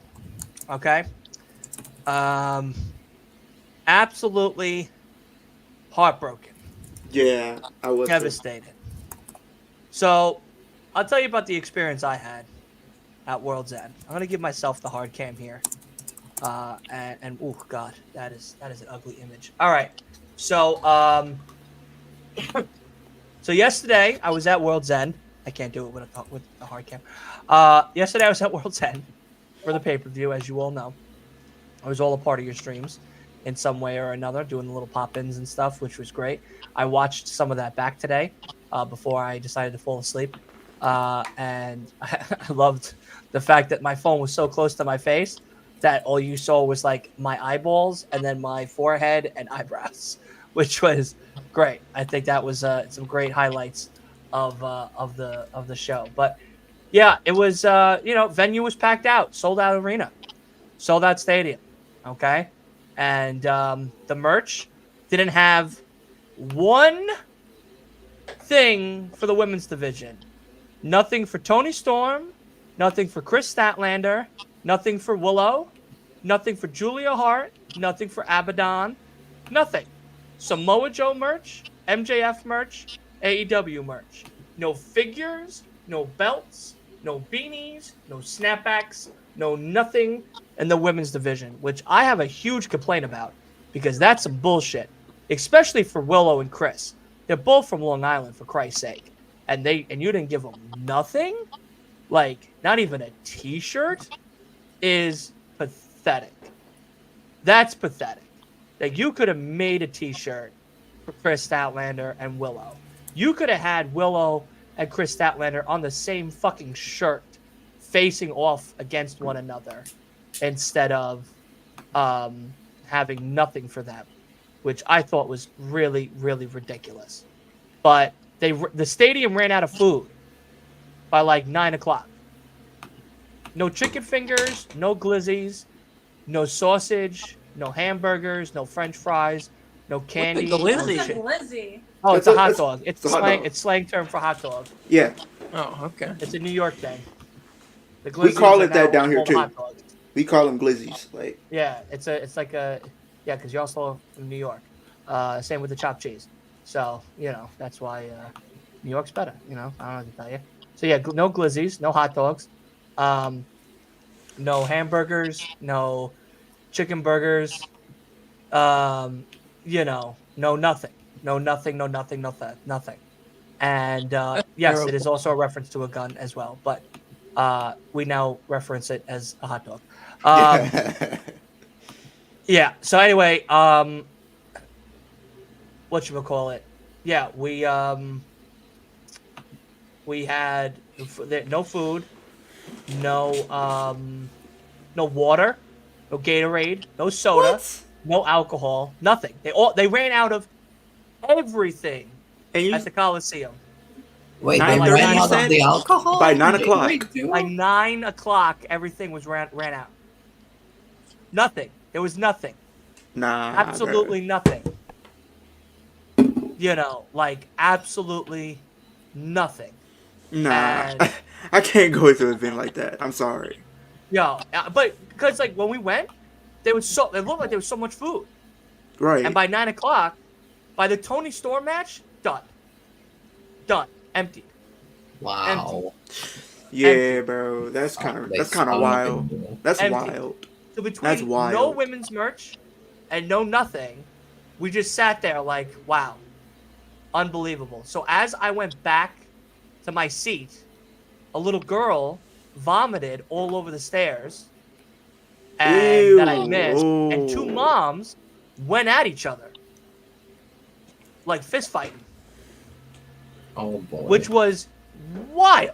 And it wasn't the first time that they did it of the night. Did they So- get kicked out? No, no, it's New York. Only in New York, y'all can get away with that. Only in New York, y'all Only can in get New away York, with that. baby. Listen, man, I lived in Queens, and now I'm on Long Island. I visit the city all the time, and it's a fucking time. You know what I mean? It's a time to be alive. But when Edge and Christian were wrestling, the one woman had a sign, and she held it up, and I guess the one woman behind her didn't like that, so she yelled at her to put the sign down because she couldn't see, or maybe her kid couldn't see or something. And, you know, they started bickering and yelling at each other. So then she left and got security. And then security had to yell at them and everything. And then the fathers went back at it and tried fisticuffing with one another. So Oh, then they Lord. separated them, sat them down, and was just like, look, it's not that big of a deal. It's just a sign. I understand, yada, yada. And try to, like, calm the situation down. But, yeah, it was like, listen, I love it. It was a great fucking time. Experience, 5 out of 5. Experience, 5 out of 5. But the show, 2 out of 5. Yeah, because it's like, and I think I said this. I didn't really like the show too much. I feel like it didn't get interesting for me until like the last 3 matches, because those were the main 3 that people actually invested in. Andrade's match was good. It was good. I will say Julia that. Hart's match was good. I missed the whole Tony Storm match because I was sitting on food You didn't miss lines. much. I'll just say that. I missed the whole Tony Storm match because I was on 2 food lines to try to find food. Don't they No, overprice y'all though?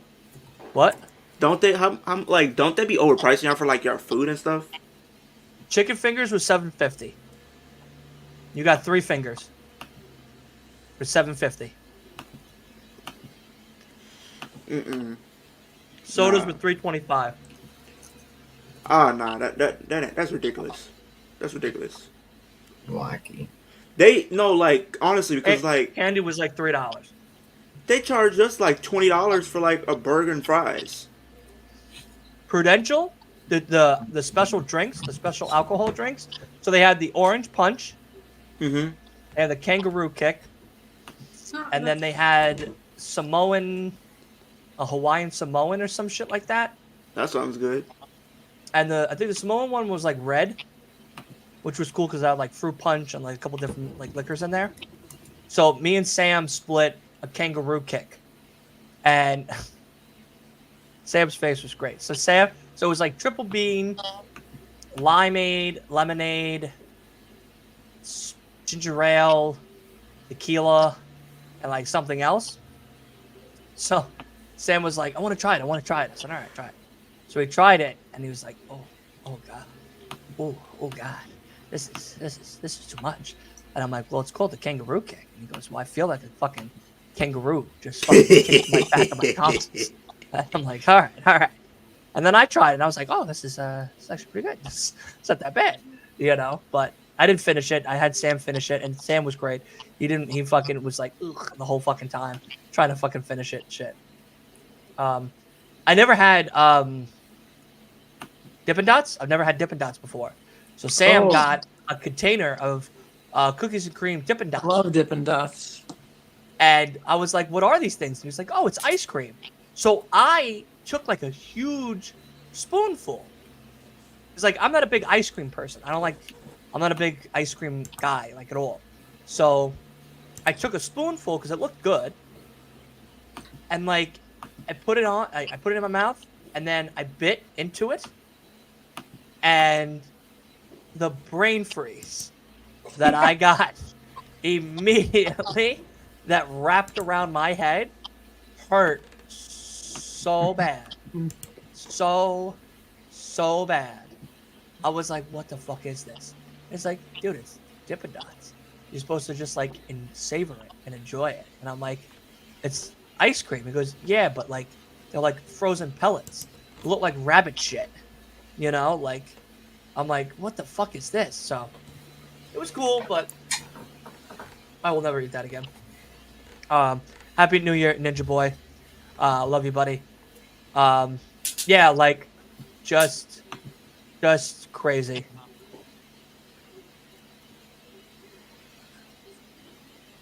Okay. All right. I just watched the private What chat kind now. of person doesn't like ice cream, Dylan? Yeah, you call me. I like okay, so I like ice cream. Ice cream. I like Haagen-Dazs ice cream bars. The almond ice cream Haagen-Dazs bars. Mm-hmm. Those are the best. Okay. Like I've tried Blue Bunny, I've tried Breyers, I've had Eddie's, I've had Store Brand. Have you I've had had. Friendlies? You have Friendlies in New York, don't you? Don't ever speak that name ever again.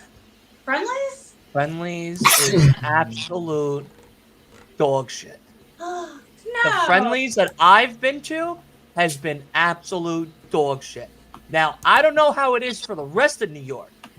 I think there's a couple in the city or something like that. But on Long Island, they used to be really good when I was younger. Yeah. Like they used to make this barbecue chicken melt, which was so good. And I loved it. And then I went there one day, and it was after high school. And I always would get the same thing, or the quesadillas. And I had the barbecue melt, and it tasted like straight ass. And then I had the quesadillas, and they tasted like straight ass. What? Straight ass. And I was like, what the fuck is this? So no more Friendlies. I've never eaten at Denny's. Never had Denny's. I've had IHOP. IHOP is my favorite. IHOP is my favorite place to go. Could be good. Olive Garden is, when you guys decide to come out to Long Island, I'm taking you to the best Italian place that I know of in Long Island named Vincent's. The portion sizes are the whole plate. The whole plate is covered. The chicken cutlet is as big as the fucking plate. Like, you have to take it home. Like, that is the point of it. The cannolis are huge and jam-packed. The fucking desserts are ridiculous. The appetizers are for a family of 7. Like, it's not like, I've taken a couple of girls to it as a date. And I was like, oh, we'll split the calamari. She's like, oh, no, I can eat the whole thing. And I'm like, okay. I didn't warn her because she, she seemed very optimistic about eating the whole thing. I was like, okay, no problem. Go ahead. And she got the plate and she goes, oh, shit, there's a lot of fucking calamari here. And I was like, yeah. It's a lot. It's a lot of food. I warned her. I said, you're going to have to take some of this home. She's like, no. We'll be able to eat everything there. She's like, I'm a big fan of food. I was like, okay. It's fine. I let them all watch and then fail. You know what I mean? Like, watch that failure happen with Vincent's because it's like they all like, oh, no. I can eat the food. I'm a big foodie. Okay. No problem. Oh, wow. It's a lot bigger of a chicken cutlet than I thought. Wow, there's a lot more baked clams than I considered. And I'm like, yeah, there's a lot of food here. Because, it's Italians. And Italians feed, like, a full table. They don't fill, like, 2 people. You know what I mean? So, it's a very different experience. But great food. Frank Sinatra used to eat there all the time. Sammy Davis. A lot of the Mafia guys used to eat there. It used to be a big Mafia spot. Back when the Mafia was really big in New York. Yeah. Dylan, I meant to ask you, what did you think of the He's Our Scumbag vignette promos they had before MJF came out? Okay, so when MJF came out, I was standing Juice Robinson hard, fully up. All right? Fully up. And everyone's like, why are you standing up? And Sam and I were the only ones standing up in our section for MJF. Everyone else, like, there was a couple of, yeah. Nobody else in our section was setting up for MJF. Fucking true legends. All right, MJ? So if you're seeing this, buddy, and you're like, oh, why were there 2 loony bins fucking standing up at section 205? It's me. All right? I'm your best fucking friend, and I'm your next door goddamn neighbor. And when you come back to AEW, buddy, let me be in your goddamn entrance. Because I would hold that fucking throne on my fucking back to bring you to the goddamn entrance, all right? I would be crippled and paralyzed to let you go to the entrance and never touch the ground, all right? True fucking love for this man. Anyway, when they did the vignette, I have the whole vignette on my phone. I watched the whole thing, and my favorite part of the vignette was the girl. She's like, and I'm the girl that used to be in the Mustang that drove really fast. The whole arena was dying, laughing. It just was a mass laughter amongst all of them in Nassau Coliseum. I was like, that's so fucking great. Because then she did the "he's my scumbag" and then the scarf and then like the wink or whatever. And I'm like, that's right, you're fucking, I love you. You know, like that's just so great. I loved it. I thought it was absolutely amazing. I loved his robe. I thought the robe was gorgeous, but I thought there was going to be more. Like, I thought maybe he'd have, like, you know, the basketball team cheerleaders, because it's where they had the show is now like the minor leagues Nets or Knicks play. And I know like the basketball teams have like cheerleaders and stuff. So I thought maybe they'd have like cheerleaders come out, or like Islanders fans, or like something come out with him to be at the entrance for when he came out. But he had nothing. And I was like, all right. But he had a gorgeous robe, you know, like absolutely gorgeous robe. I loved it. I thought it was probably my top 3 favorite robes of his, for sure, of 2023. Yeah, it was a good entrance. We were just a little disappointed with the way that he came out, because I thought more was going to happen, because it's Long Island. It's his home, you know, we literally passed his exit where he lives on Long Island to get to Nassau Coliseum. So it's just like, you're right there. Like, why don't you do something extraordinary? But is what it is. Yeah, so I love the vignette. They had Ben's Bagels, which was great. They had great places on Long Island that you could eat at.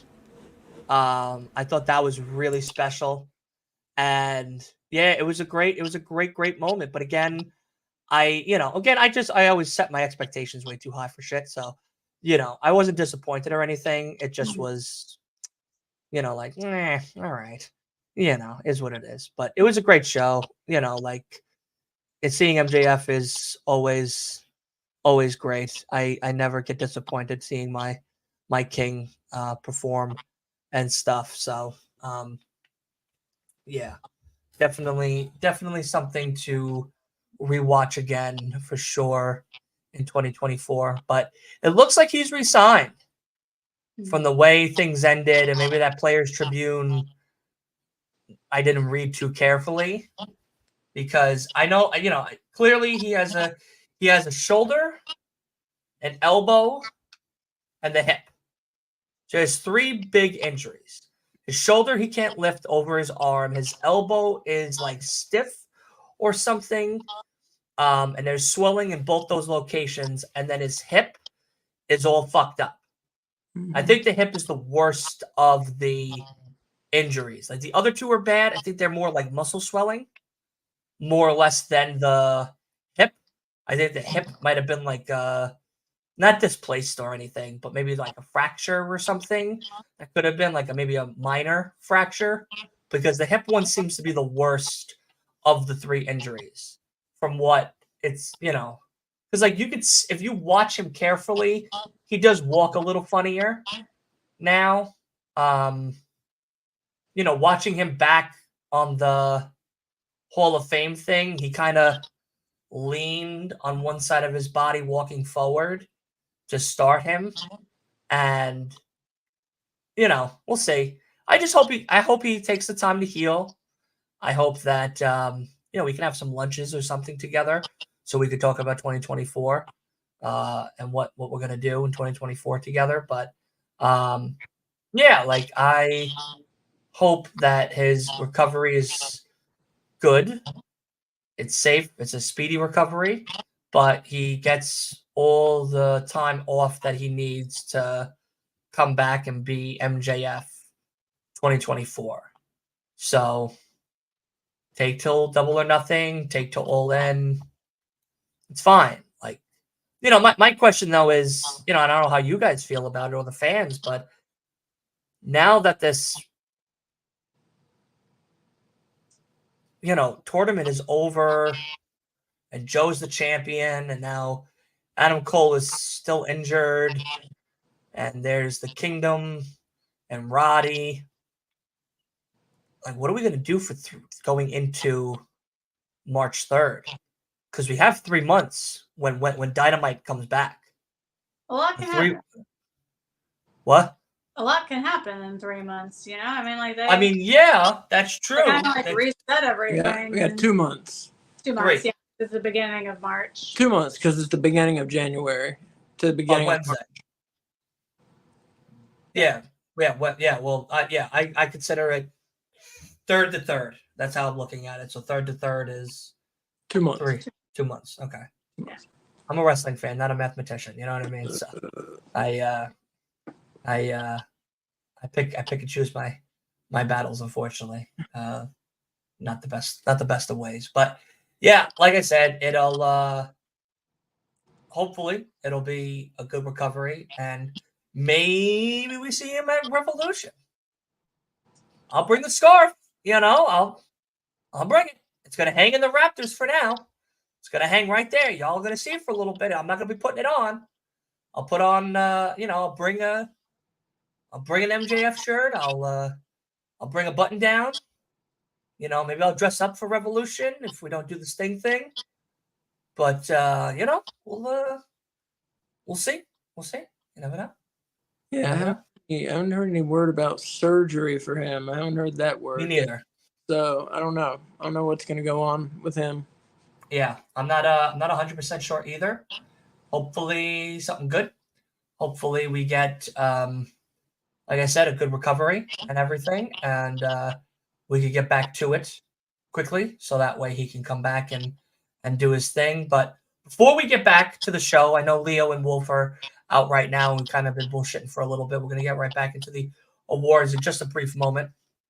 We're going to hear a message from, what is it? We'll start with Leo because Leo's was a little bit longer, and I unfortunately have to use the restroom. So I'm going to depart really quick. But Leo has a message about what's going to be happening in his 2024 on his channel, Kicking It with Leo. So let's hear that, and then we'll get right back to the awards when I get back. Sound good? Cool. Let's see what Leo had. So if you guys don't know who I am, I'm Leo, aka Kicking It with Leo. I'm a wrestling content creator / gamer, and I do other things and horror stuff like that as well, but I mainly do wrestling content on the channel. But I just wanted to give you guys a little bit about myself and some things that I'm looking forward to in the upcoming year. So as far as my biggest moment for this year, I would say it was pretty much me live streaming, but seeing Cody Rhodes lose to Roman Reigns was a big moment that I never thought would actually happen, just because I think he was in AEW for a while, so I never thought this match would happen. But I actually finally get to see it happen. It was very cool. So I can't dispute that. Another one, I would say the rise of Jey Uso throughout this entire year has been just amazing. His rise to the top, being main event Jey Uso, which is so monumental, and I just am happy that I was able to see everything from start to finish. Some big things coming in 2024 for me, I would say, is I want to go to more wrestling shows. I'm trying to go to more wrestling shows in 2023. I'm not 2023, 2024, whether if it's being an indie show or a WWE show or Impact, Ring of Honor, AEW. I'm trying to go to more wrestling shows and stuff like that. So that's something I want to accomplish more of in 2024. Another thing I want to accomplish in 2024 is being able to meet new wrestlers and be able to have them on my channel and stuff like that. So that's something I really want to do. Another thing is being able to collab with other content creators and stuff like that, and really help them develop and elevate themselves and stuff like that, and helping them get the platform that they deserve and the recognition that they deserve. So that's something I want to work on in 2024. Is helping the upcoming content creators get their name out there, just like myself.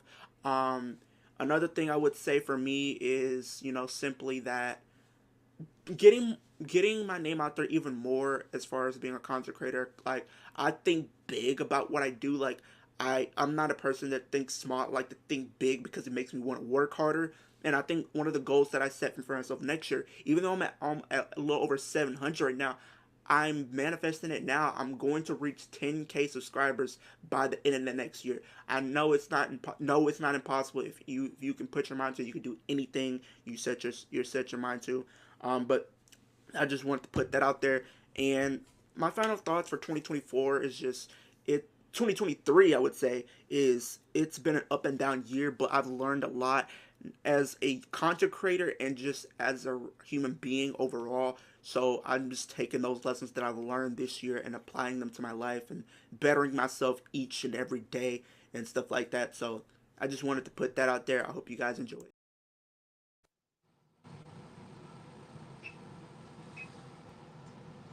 It's just me. Well, that was a nice video by Leo there, and I know he's been talking when he's been on the show about the things that he does want to do, and he does want to get more ambitious in 2024. And I know one of the big things he's talking about is covering a lot of TNA events in 2024. He's been talking about stepping up that coverage. So hopefully he gets to do that. And yeah, best of luck to Leo. Oh, and there he is. We just right saw here. your video. Yeah, we just saw your video. Hey, appreciate it. Yeah, absolutely, buddy. Yeah, I man. love I love the goals that you're trying to set for yourself and trying to get bigger and better. Yeah. And of course, more and more exciting things hopefully to come on the horizon as we all get to where we want to get to. Absolutely.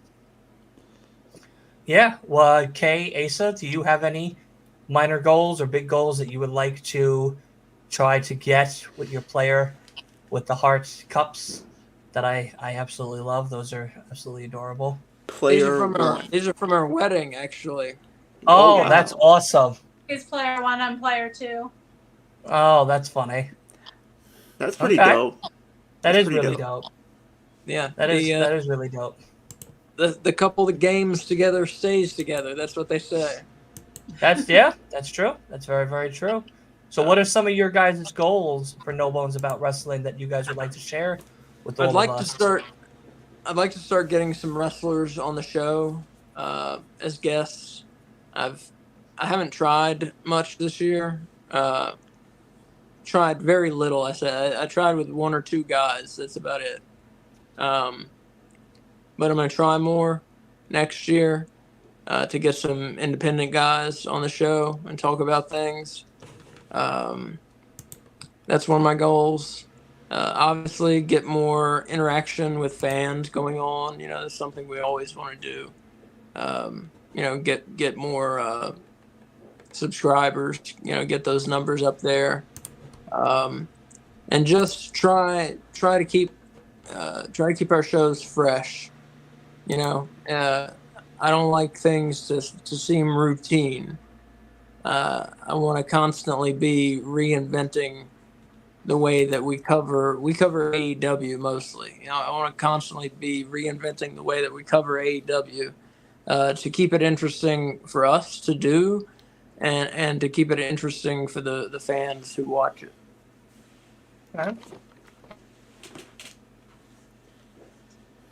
Okay. I very much like routines, so it'll be an interesting development to see how our podcast changes or stays the same as we move forward. When we first started this, I was very much into like the gear and the fashion of wrestling, and we've moved away from that, and I'd kind of like to get back into that for 2024 because I find it all very interesting. I used to be a costumer for theater companies, and so I find costumes very interesting. So I'd like to get back into the fashion aspect of wrestling. I like that. Yeah, let's do it. Well, we should Yeah. have we should have a little bit on the show, each week about gear, Yeah, Well, there's not that'd be fun. weekly to talk about with gear necessarily, Yeah, no, people have different gear, all the time. That's true. Yeah, that's true. My Wolf, what humblest apologies. I what's it called? I had to greet my sister that just came home from vacation. Awesome. I don't know what to say to that. Awesome. What are some of your goals for 2024 before we get back into the awards portion of the show? Number one priority: find a job.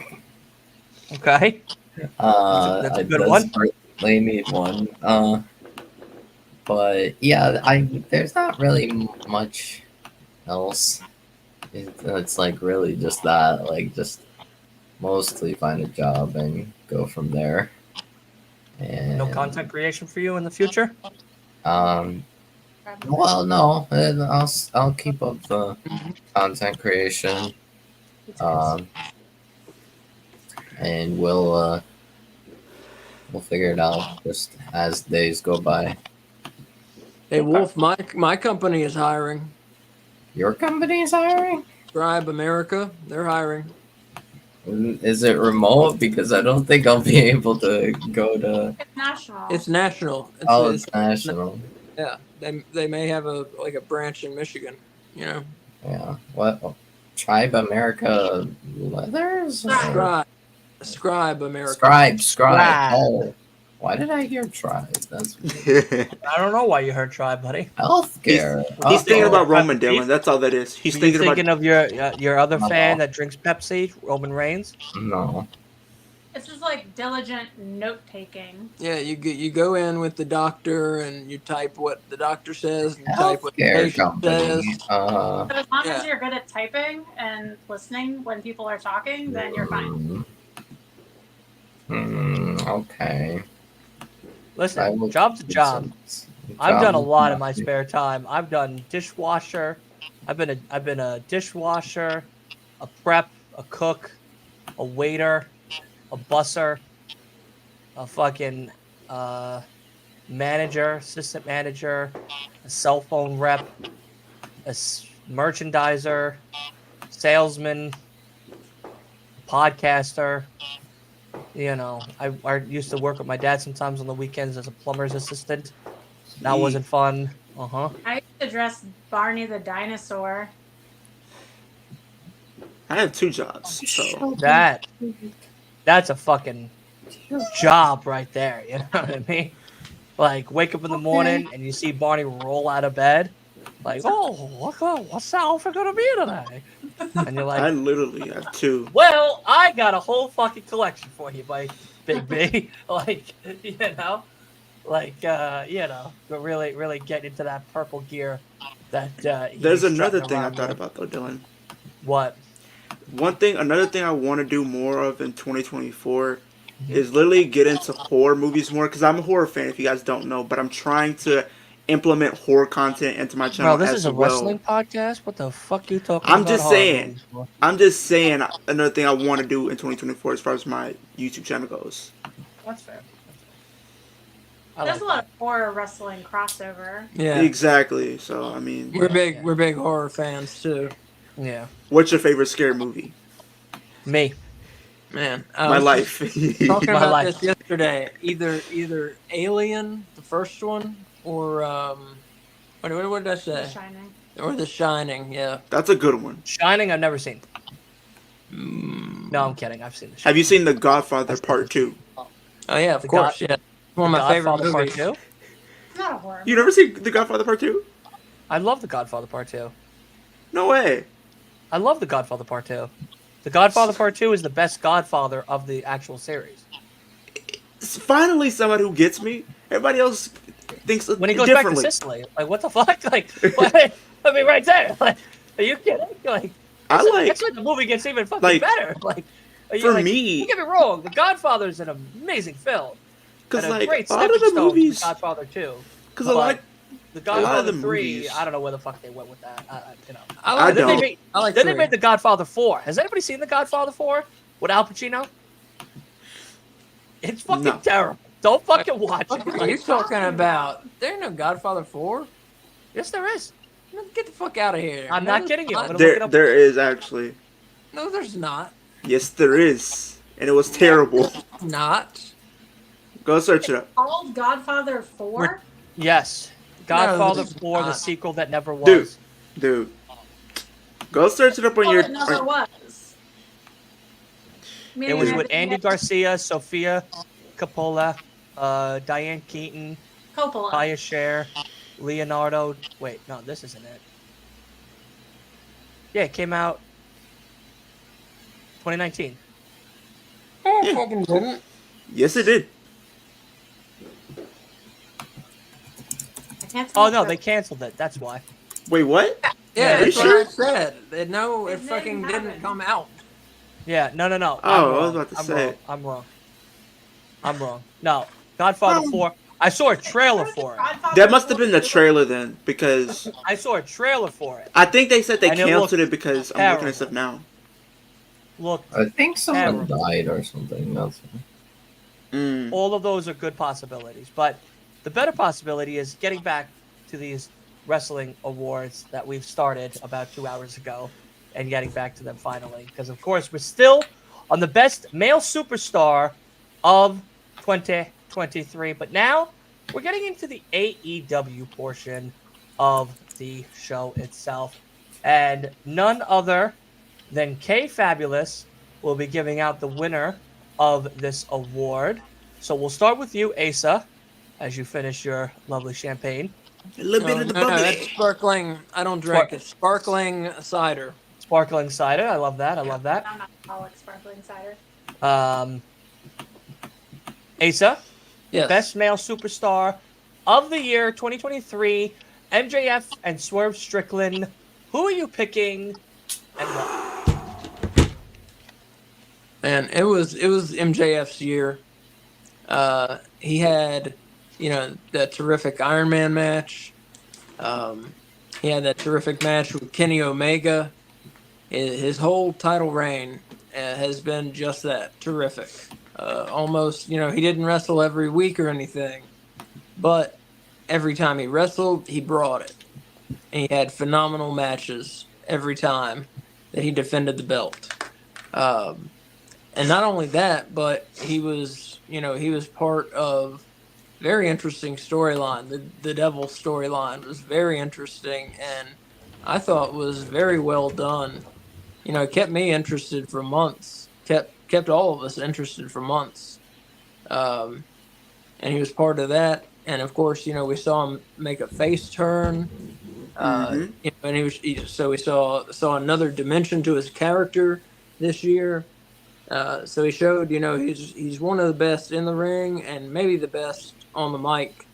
And yeah, this was his year, MJF. Okay. Wolf, put that fucking Pepsi down and tell me, between MJF and Swerve Strickland, who are you giving the best male superstar of the year? I love them both. I absolutely love them both, but like the rise of Swerve Strickland was incredible. Just the instant he went from a simple like tag team to like maybe mid Carter guy to instant main event. He's like, at this rate, I feel like he's almost guaranteed to be the first African American world champion in AEW. I tell you this right now. If AEW doesn't fucking crown Swerve Strickland AEW champion in 2024, we're rioting. Okay? We're fucking rioting. I I'm believe. finding Tony, and I want a conversation. I think what Byron thinks might happen will be what happens, and they crown him at All In at Wembley. But it depends on how things go. I don't think Joe is gonna have like a lengthy reign. I don't think He's transitional. He definitely doesn't need a lengthy reign. Just like a couple months maybe at most, and then drop it, and then probably the next champ would be a transitional babyface champ just to give it to Swerve. But yeah, I'm hopeful. I think, but yeah, Swerve definitely went above and beyond this year. Became the most over guy in AEW. So yeah, I'm personally giving it to Swerve, but I did love MJF. No. It's okay. It's alright. Leo, MJF, no debate. thank you. Exactly. Enough said. There's nothing to talk about. Okay. Who are you giving it to before we reveal the answer? I'm giving it to MJF. I think there's That's something fucking right. wolf in his brain. Swerve Strickland is not the most over guy in AEW. MJF is the fucking most over guy in AEW. A year, goddammit, a year. I watched him win the belt, and I watched him lose the belt. Okay? I watched it all. I watched the up and the It was an fucking incredible fall. reign. It Oh, was an MJF. amazing reign. I love the reign. Wolf, you probably would have got away if this was like a category of like breakout star, but come on now. I went with other younger talent that like didn't get the what's it called? Didn't really get the spotlight as much, Well, but Do you want me to definitely tell you will in 2023. Fans picks.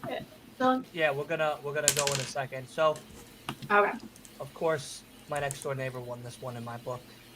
He wins everything in my book. There's no one fucking better. Swerve though is a great choice though.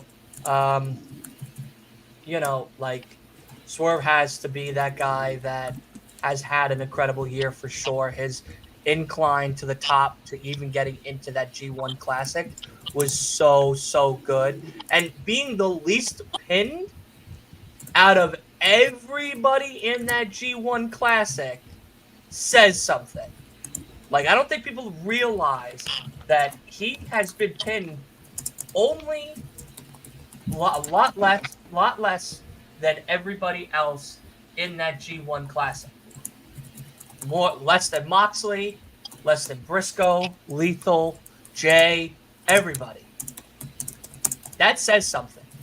Like, for sure that says something. Wait, you talking about for the Continental? Are we Yeah. sure? I thought Moxley was the same as Swerve because they both only got pinned once. Least pinned. No, because Moxley got pinned again at the final. Out of the whole yeah, thing, okay, gotcha. he's the least pinned out of all the competitors put together, which is an impressive feat. But listen, They keeping him strong. okay, who's the winner? The winner is the real tribal chief. Exactly. The fucking king, my next door neighbor, fucking MJF, baby. Okay, it's MJ fucking F. And if you thought different, guess what? He's fucking better than you, and you know it. All right? Fucking better than you, and you know it. Look what he did to Swerve. Right when he saw Swerve. Skirt. Swerve. Dormant. Couldn't even let him fucking speak. Didn't even let him fucking speak. He didn't even let him. No. He didn't let He Prince Nana do knows. the dance either. Right. I And think he Swerve the did fucking pretty dance. well on against MJF and Promo. Yeah, and he did the dance better than him. Come on, baby. With a whopping 75% to 25% against Swerve Strickland. Though, two amazing choices. There's nobody, either one I would have been very happy with. Both men had an amazing, amazing time rising up in 2023. But let's get to the also amazing women of the WWE and AEW now, with the next award going as Best Female WWE Superstar. Who's We'll go Wolf, as you're going to pick the winner, as the choices were Rhea Ripley and Io Sky. Kay, take it away. Who do you believe is the winner of this award? I have to give it to my girl Rhea Ripley. She's just dominance in every way. She runs the Judgment Day. She runs Monday Night Raw. She deserves it. That's a good one. Asa? Rhea Ripley. She's she's got the belt. She's got the look. She at this point, I think the WWE should put her in some matches with men. I mean, seriously. She's always on top. What more can I say? Rhea Ripley. Shrimp? Leo? I gotta say Rhea Ripley. I think she just had an amazing year, headlining WrestleMania, winning the Rumble, and pretty much like dominating anybody who stood in her path, and being the leader of the Judgment Day, and just proving why she is a made star. So I gotta give it to Rhea. Yeah, absolutely. Wolf, who are you giving it to before you read off the answer? I guess I'm the only odd one out again. I've just been kind of feeling a little like disappointed and lackluster of Rhea. I think Io has put in more work than Rhea, especially with her title reign. Io has just been incredible all year. And it's kind of the same reasons that Leo gave for Rhea. But obviously Io didn't win the Rumble. She won Money in the Bank though. And I think she's just got incredible talent and incredible skill, and has put in a lot more work and elevated the women's division, I think. Especially now with this story of Damage Control. I'm really excited to see what comes next on SmackDown, on the women's division of SmackDown, especially since on Friday we are finally giving a women's title match to Mia Yim, which, I mean, obviously Io will win, but still, like, the fact that we're giving someone like Mia Yim an opportunity against Io, that's incredible. I think that's a dream matchup. So honestly, my pick is Io, just because I think she did more work with the title and everything than Rhea. I don't know. It feels like Rhea, it just feels like, has been given less time on TV than actually wrestling and stuff than Io. So maybe that they want to differentiate that, but my pick is Io. But the winner is Rhea Ripley. Rhea Ripley, baby, with 60% win over Io Sky. I know we've been clapping for like only certain ones, and other ones we haven't been. Yeah. So, been very inconsistent with the clapping. I've noticed that. I'm sorry. That's on me. That's on me as a poor host. Alrighty. So WWE is now done. AEW is now up. Best female AEW superstar. We are going to give it to Leo to be the one to give us the verdict for this one, which I'm typing now in the thing. But Wolf, we will start with you. Who out of Hikaru Shida and Toni Storm are you giving AEW's Best Female of the Year award? Well, I am giving it to Hikaru Shida just because when like her return to what she's done since she came back to AEW. She's done a lot for the women's division. Like, Can I ask you a question, Wolf? uh, Is your middle name Odd Person Out? Just thinking, like, we really need Wolf here to be like the one person who disagrees with no, everyone but, else. all logic. genuinely, like, I think, I mean, again, I've been In the saying past 6 like, months, what has Hikaru Shida done? she's done pretty well. She's a mainstay name in the women's division. Like, I mean, yes, they had this whole hot potato women's title mess that we don't need to talk about. Okay, actually, we do need to talk about because that was stupid. But still, I think since she came back around the beginning of the year, like all the way until now, she's reestablished herself as like a main name in the AEW women's division. I remember her winning as a 3rd-time champion and then leaving TV. Well, no, she was on TV until Tony took it off her like almost right away. Yeah, it was a weird hop. I think Tony Khan, what's it called, thought, okay, we can't hot potato with the TNT title anymore too much because Christian Cage is actually over, and what's it called, we'll probably like get our heads on pikes if we hot potato with the TNT title. So let's do it with a women's world title. Total mess. I didn't like that, but we put it on Toni Storm. She has this timeless gimmick. Now, please give her more time. Okay. Let's go with the other one that believes that Wolf is the hot potato of decision making. Wolf's brain is made of potato. Is that what? what we're saying? Wolf's brain is made of potato. Is that what we're saying? A hot potato. So I'm going with Toni Storm because she's awesome. Her title reign has been interesting. She's been wrestling and defending it, and she is like perfection on screen. So, of course, she should be the AEW Women's Champion of the Year. Okay.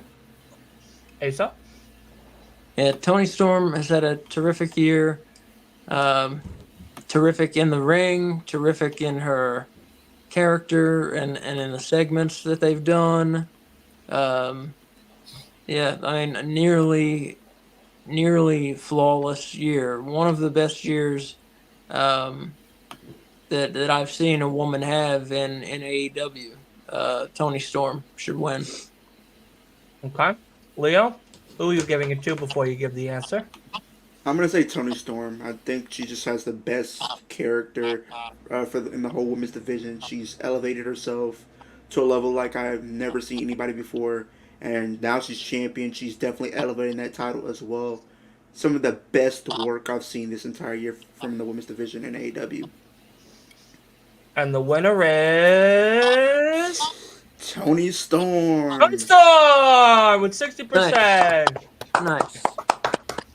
Wolf, clap for Toni Storm. Oh yeah, sorry. I was reading my comments and making sure that people are not doing random stuff. Yeah, I know. We've been having some randoms in here tonight. All right, let us get to Best Tag Team / Trios of 2023. And we're going to start with AEW on this one because, listen, these two picks are making me feel like Juice Robinson right now. Because they're two good ones. They're two good ones. Okay. I'm going to have Asa be the one to deliver the winner on this one here. Okay. Okay. So the answer is in the private chat, but do not say it, of course. We'll start with none other than Leo, who got the one prior, between House of Black and FTR. Who Oh, are your tag no. team of 2023 for AEW, buddy? Man, I wish that was not the case because I love both right now. Man, I'm gonna just. Oh. FTR. FTR. It's close, but FTR. I love both, but if I only could pick one, I say FTR only because they kind of held the tag titles this year. So Elevated them to. I feel like you kind of got to give the edge to them just because they won the titles. Granted, House of Black haven't won House the of tag Black title, but they won the won trios trios. title, yeah. I mean, yeah, but if we're They talking tag elevated team, those I mean, titles. I gotta give it to them. Okay. FTR. Okay. This is the hardest one or the one that I've had the hardest time picking with. For the rest of them, it's been kind of like an obvious answer to me. Yeah. With this one, it's so close. Just because I feel like House of Black has been a dominant trios team, and then FTR obviously is a dominant tag team, so it's like kind of hard to compare them. But I'm gonna go with FTR. They are 7-time champs, and with good reason. I like their brawling retro style, and I like them in their promos and how Dax doesn't take shit from anybody. It still does. And look, they're from North Carolina, so gotta go with them, you know. Okay. Wolf unfortunately has left us for the time being, so when he gets back, we will hear his. Oh, nope, he's back now. Okay. All right, sorry. Wolf, My- no, you're good. Who are you giving Well, it to? Will you I be the odd mean- man out again? I mean, you guys kind of know me. Kinda know you. Yeah. Yeah, We do. We yeah, know. you guys. We even know what your me. living room looks like. Yeah, I believe in their motto: "The house always wins," but not this time. FTR elevated those tag Oh. titles. FTR Wow. He was getting tired of really being the did. odd man out. He was No, getting tired of I being- truly love House of Black, but FTR just did so well in the tag team division. Did so much for the AEW tag team division. They put in work. They really proved themselves. This was their year. Yeah, absolutely. Yeah. I So like that. FTR, 100%. Ace, who's your pick? And then tell us the winner. Yeah, this is one of the toughest ones all night. Definitely.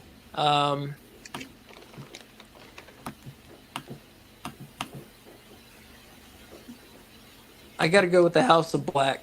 They had the trios title, had a nice reign with them, and Black, Matthews, and King, just they work so well together as a team. What one of them lacks, the other has. I mean, they really make up for each other's flaws very well, and they just decimated most of their trios opponents throughout the year, and even in tag matches, they decimated their opponents. Didn't have much competition throughout the year. Lost only a handful of matches. Not even a handful, a couple of matches, really.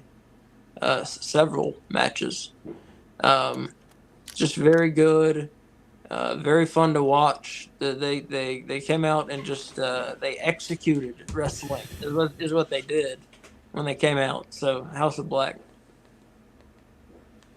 But who is the winner? The winner is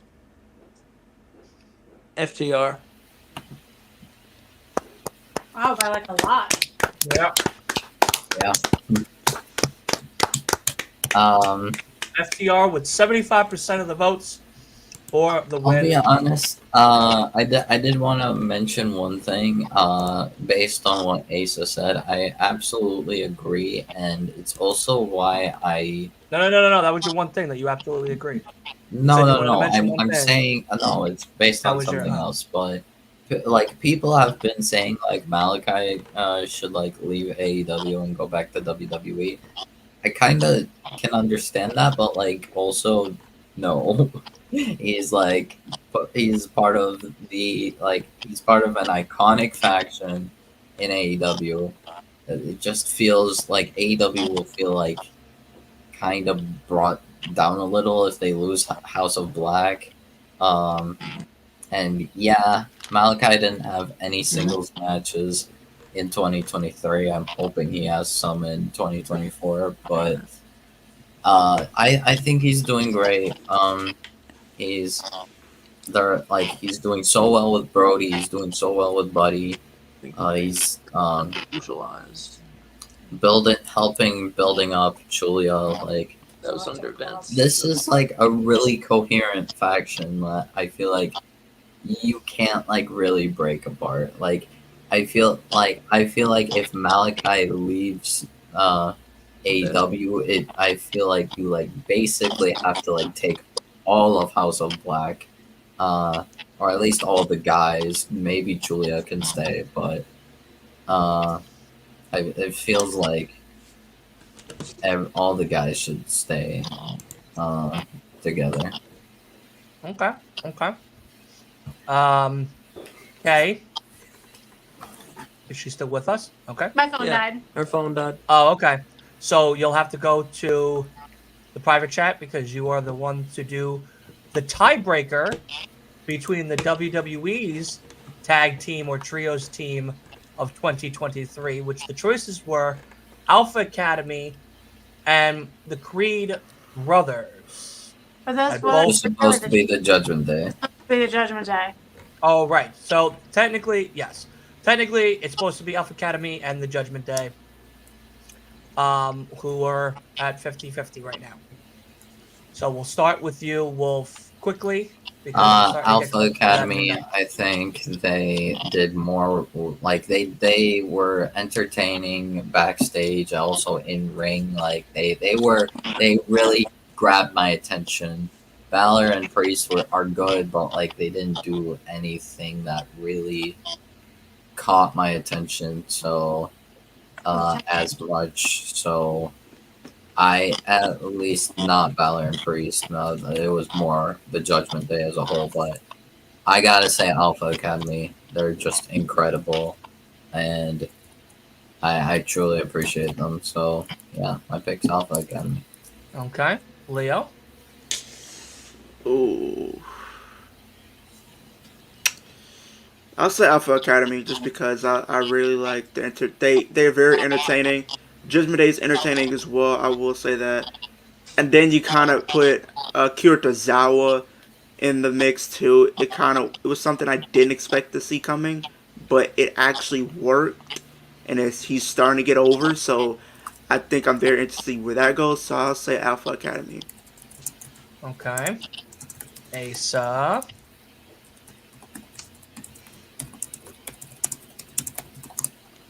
What's your name? Judgment Day. I gotta say Judgment Day. They're a good team, very good team. Work well together. Held the tag team titles for quite a bit, and we know they were in a lot of main events on Raw this year, and a lot of people complained about that. But you know, it's not their fault. They got booked in a lot of main events. You know, it just shows trust in them, really. But yeah, just solid team. Work well together. I don't know what more I can say. Yeah. So before Kay delivers the winner, I also select Alpha Academy as well. Maxine Dupree, Akira Tozawa, stars. And I mean, listen, I don't know. The dance-offs between Akira Tozawa and Prince Nana, they're both disgusting. They're both nasty. All right? They both get really they really get down with their dancing. So, okay, who do you have, and who is your pick for the winner in your eyes? So I have the Judgment Day. I make no secret about my love for the Judgment Day and that entire faction.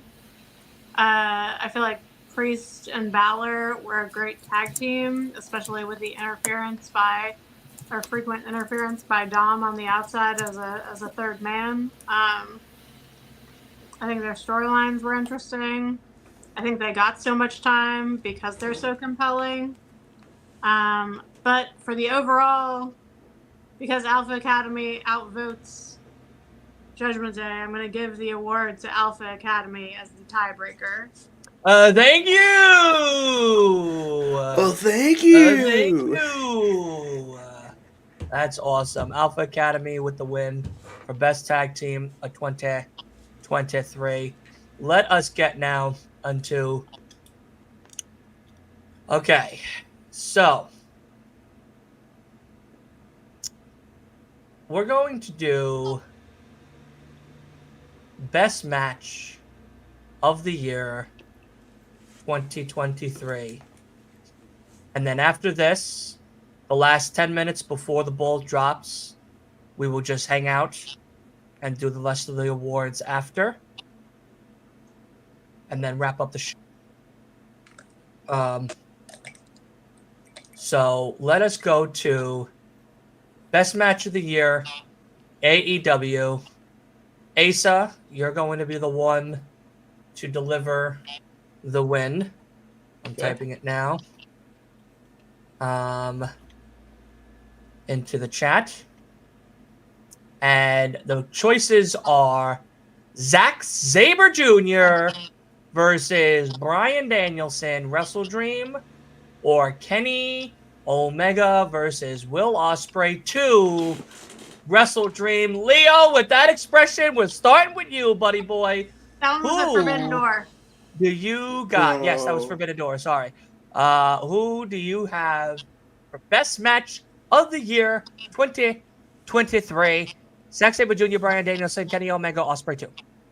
Man, they got me there soon because these were two of my favorite matches from AEW this entire year. Oh, brother. This Oh. guy stinks. Oh. I'll say Zack Sabre Jr. versus Bryan Danielson. I loved Ooh. Kenny. I love that match. I loved Kenny Omega versus Will Ospreay, but I feel like their Wrestle Kingdom match that they had in January was slightly better.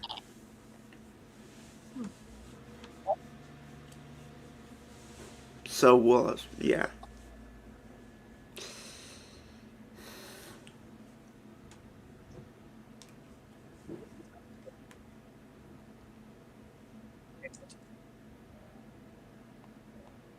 I can't hear you. Do you want me to go?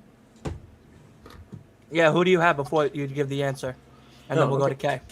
I'm gonna go with Kenny Omega versus Will Ospreay at Forbidden Door. It was just terrific, knockdown, drag out, one of the best matches I've ever seen in my life.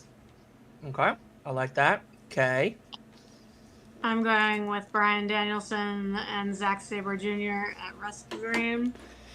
It is the match that I was looking forward to the most this year, and it did not disappoint at any level. Yeah, that is for sure. But, there he is. Wolf. Sorry, what did I miss? Good.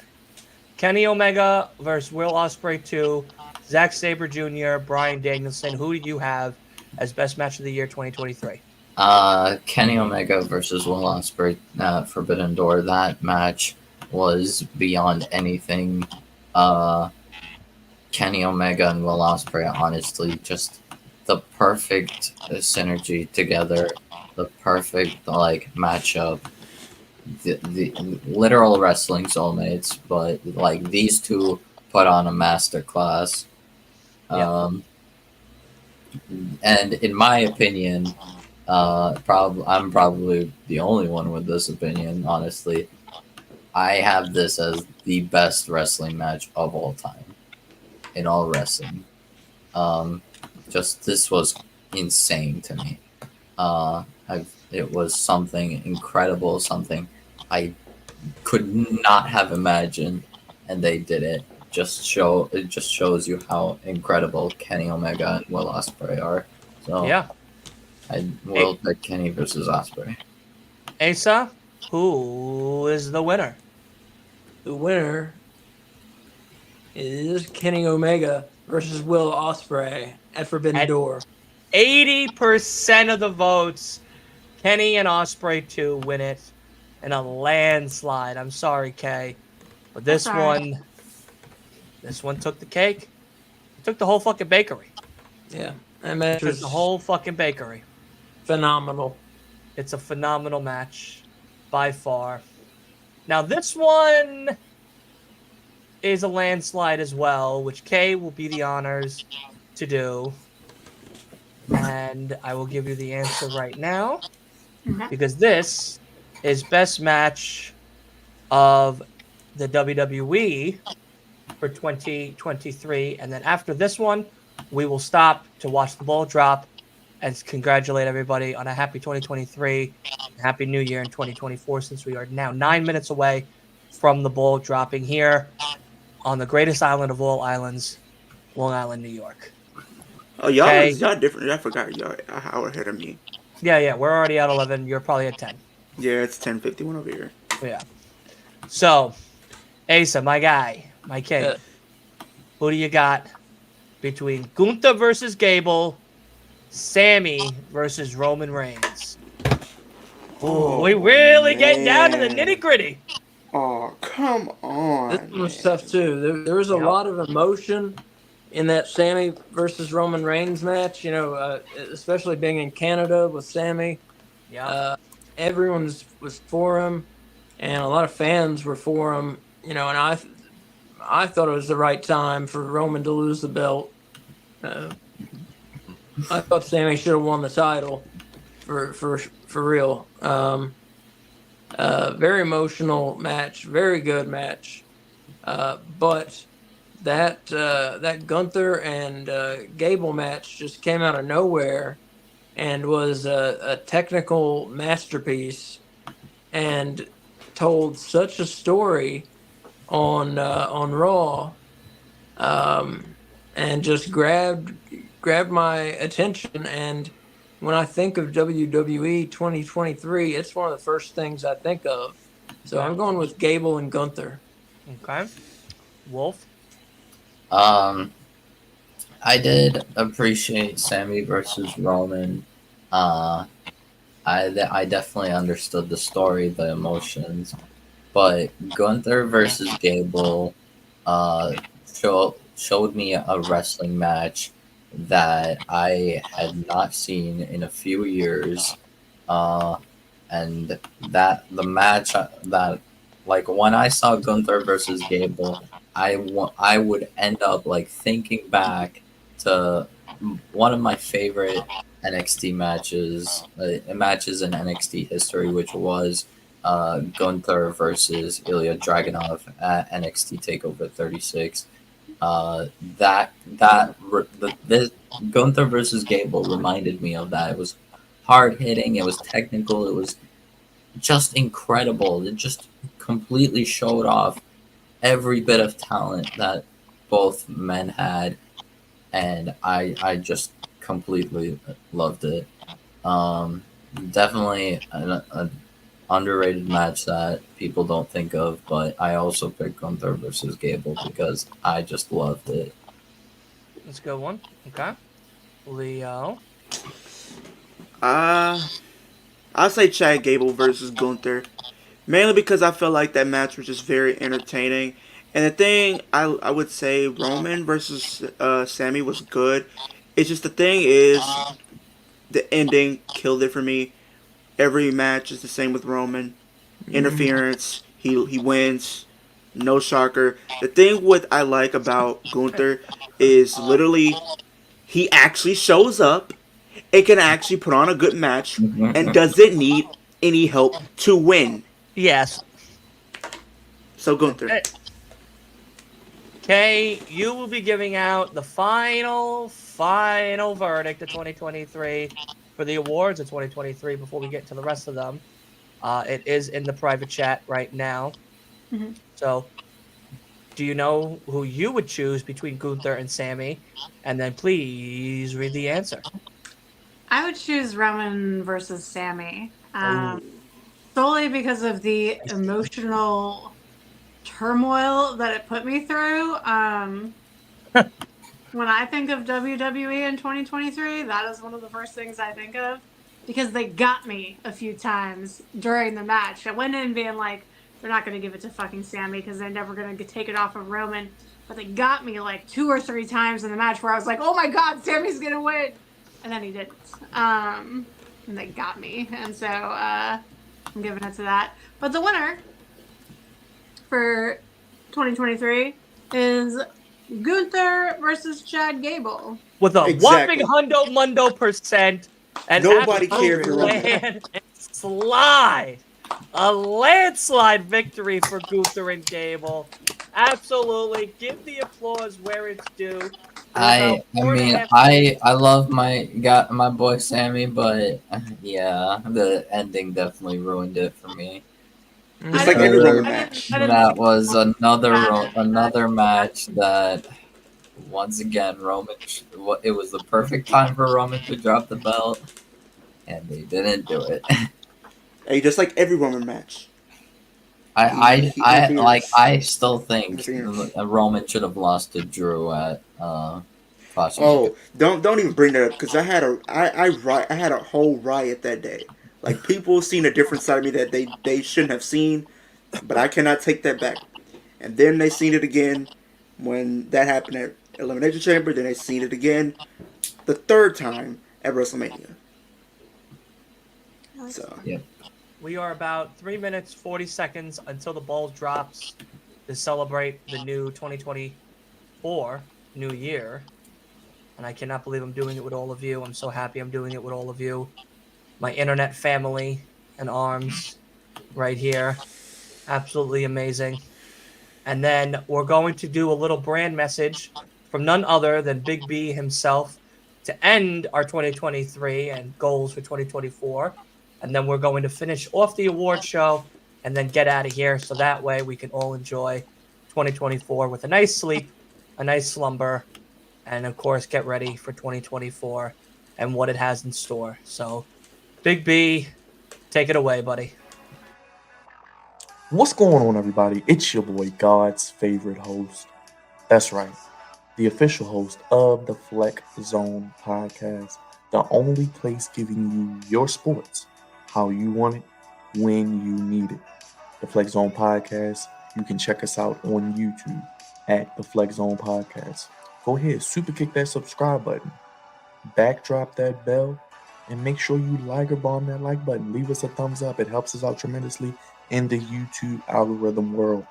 And as always, make sure you V-trigger any poll that we have. We love to hear your thoughts and opinions on everything we got cooking up. 2023, we cooked, but in 2024, we cooking even more. We cooking with fish grease, people, because we about to be popping. 2023 was a big year for the Flex Zone podcast. We hit 2,000 subscribers on YouTube. So thank you to everybody who watched any of our videos, commented, joined any of our live streams, or was just in any type of way supportive of our brand.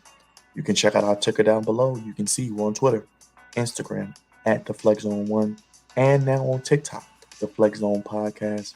We definitely look to be more active on our social media platforms heading into 2024. This will be the 10th year of the Flex Zone podcast. We have been doing this for over 400 episodes. We've been on YouTube since 2020. So we're growing the YouTube. We're on Facebook, we're on Twitter, we're on Instagram, and on TikTok as well. If you want to be a part of one of our live streams, you want to be a guest on our flagship podcast, Monday nights at 10 p.m., the flexzone1@gmail.com. It's the only place giving you sports how you want it, when you need it. In 2024, we will continue bringing you all the hottest sports talk. Mondays, we have our official flagship podcast. Wednesdays, we do live streams with AEW Dynamite, and we're here for every WWE and AEW pay-per-view premium live event, live watching it with you here on stream. What else could you want? We do it all.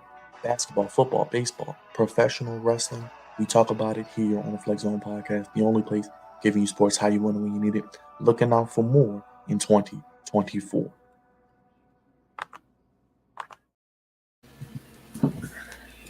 Amazing. Amazing.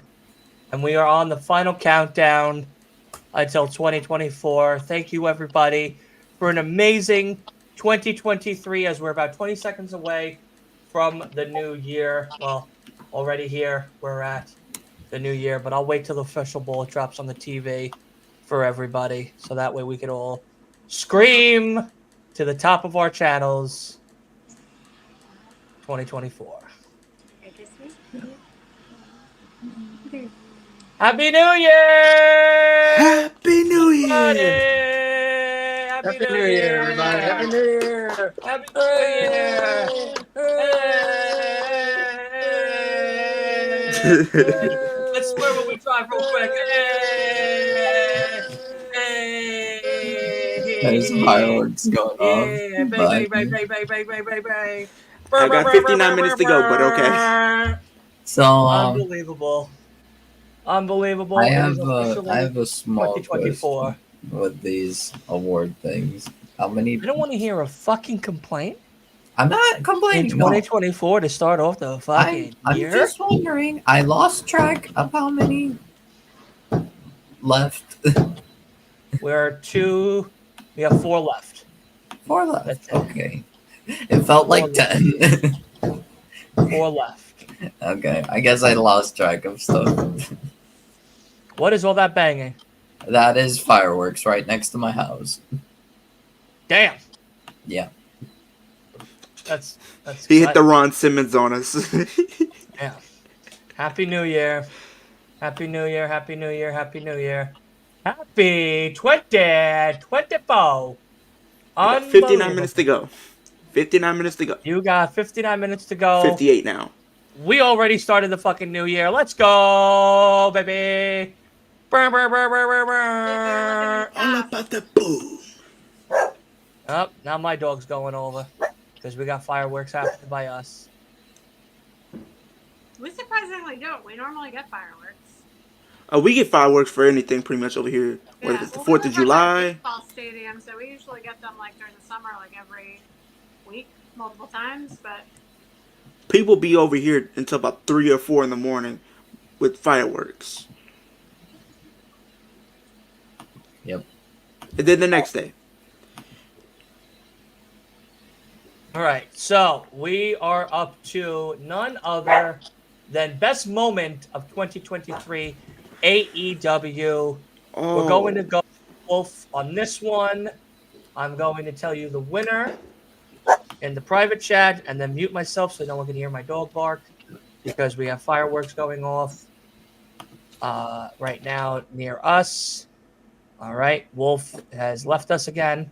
But as we get to the award for this one, King and Asa are going to start it off between Paige Drinks Blood in the Texas Death Match between him and Swerve Strickland, or MJF beats Adam Cole, baby, and All In.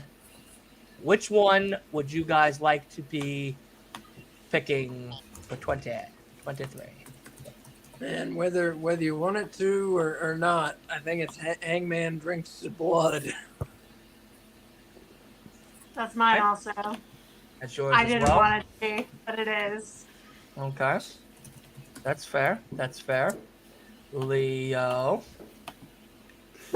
MJF beating Adam Cole at All In. That's my moment of the year. Okay. Okay. Wolf. I will be the edgelord. I will pick Hangman Adam Page drinking Swerve's blood. That creeped me out. Yeah. And the winner is Hangman Adam Page drinking Swerve's blood. We drink blood. We drink blood. We drink blood over here.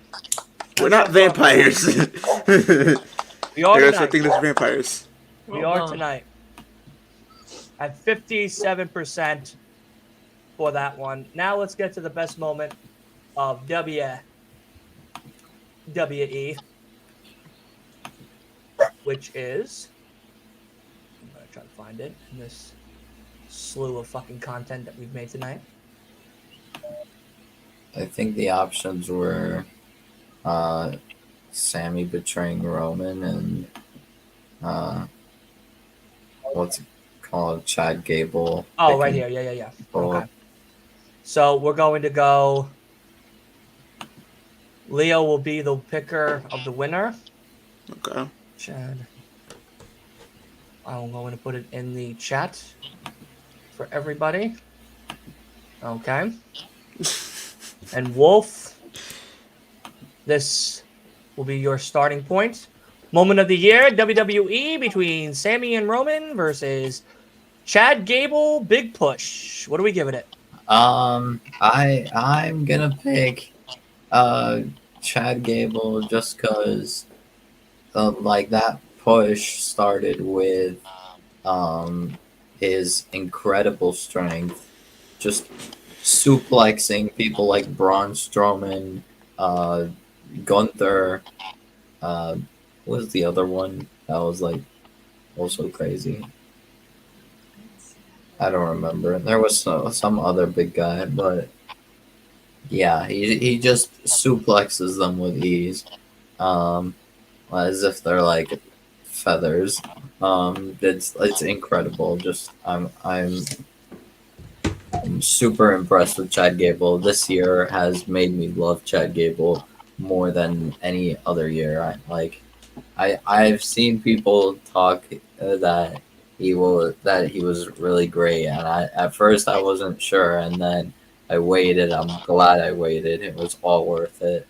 I am happy for Chad Gable. Asa and Kay. Everything Wolf just said, I agree with.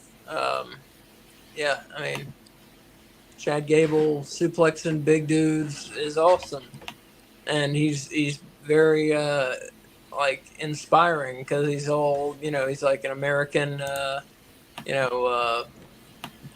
Olympian Gold medalist. hero as well. Do what?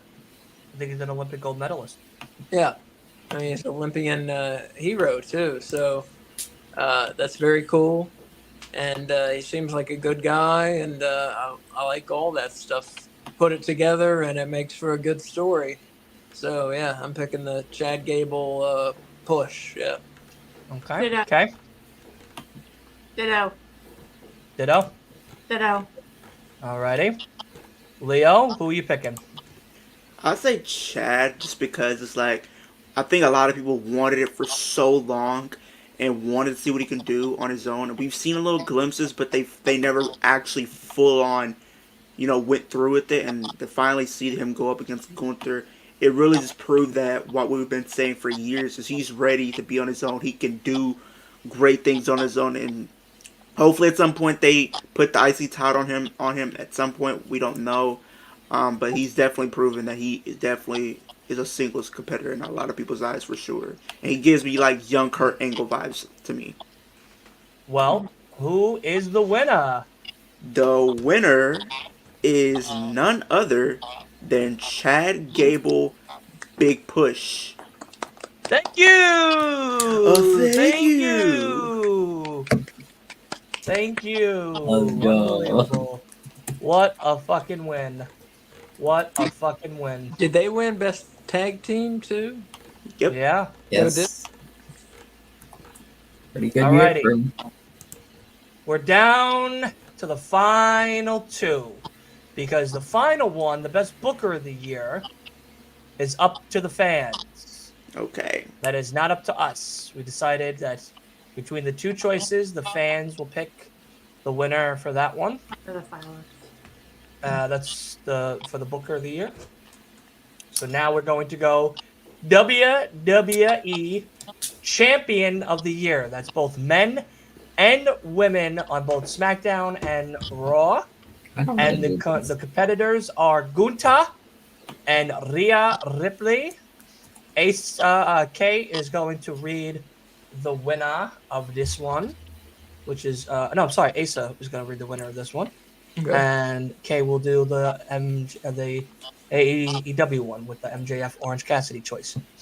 All right, so we'll go with Leo. Leo, my guy. What are we thinking? Who are we getting between Gunther and Rhea Ripley? I gotta say Gunther. He's elevated that championship. He's elevated what a mid card championship could be, because I think for a long time, I think people's perception on the Intercontinental Championships, mid card championships in general, is like there's so many rungs below the World Championship. But I think with Gunther, I think he's definitely elevated the title to a point to where it can be up there as a World Championship. It can be taken as serious as a World Championship. You have people who are main event players going after that IC title, which adds more prestige to the title altogether. So I definitely got to say Gunther. Okay, I like that one. Chris is also saying Gunther in the chat. My guy, are you going to be the odd man out again, or will you finally choose the dark side and join the squad? Well, I think I'm gonna start this new year off with a special moment for a live stream.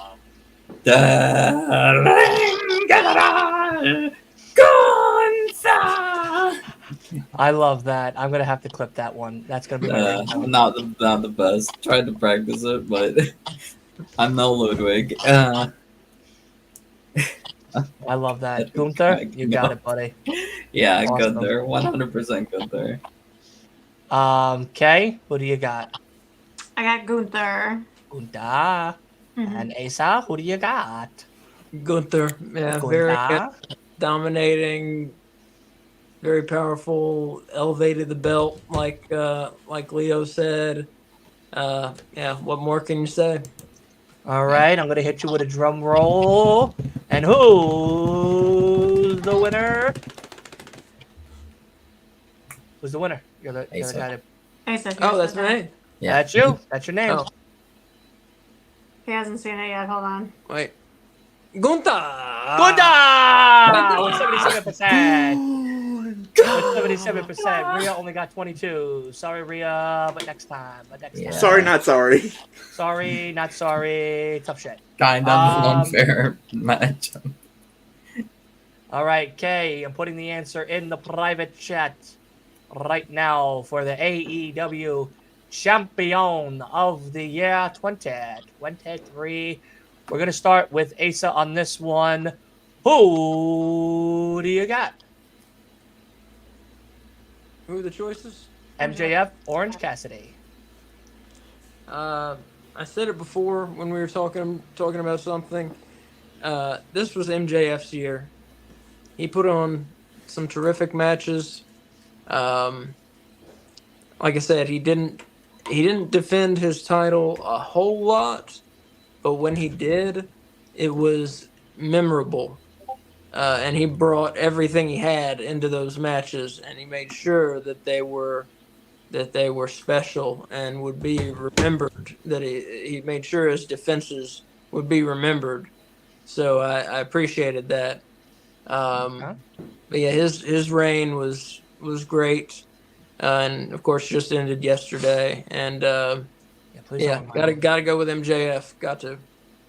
Okay, I like that. Kay, who are you choosing before we get to Wolf and Leo, and then we'll come back to you for the winner. Well, I feel like I need to apologize to our forefathers who fought against the tyranny of a monarchy, but I'm going for your king and my king, MJF. That's fucking right, baby. That's fucking right. Wolf, if you start this new year off words. with I don't need to say any words. Listen here right now, goddamn. If you don't fucking MJF. say, that's what I fucking thought. I love you. MJF. This was MJF's year. And I'm going MJF all day, every day. That's I'm never betting fucking- against MJF. That's right. You don't Like he fucking had bet the against. best everything, the best champion in AEW, the best gear, the best promo, the best entrances, everything. We never bet against the Long Island King. We never bet against the Long Island King. I don't care. You don't bet against him, damn it. You don't do it. Yep. Tony Khan, you fucked me over yesterday. You and me. Upset still. Very upset still. It's okay. He gets the rest now. Yes, he does. He's back here on Long Island. I love that. I love that he's home. I love that he's home. Not that far away from me either. I'm waiting for the phone call for a lunch date. All right. Okay, who's the winner? The winner is Maxwell Jacob Friedman. Yes, fucking go, baby. That's right. That's fucking right. Look at that goddamn percentage. Why we're not talking 66%.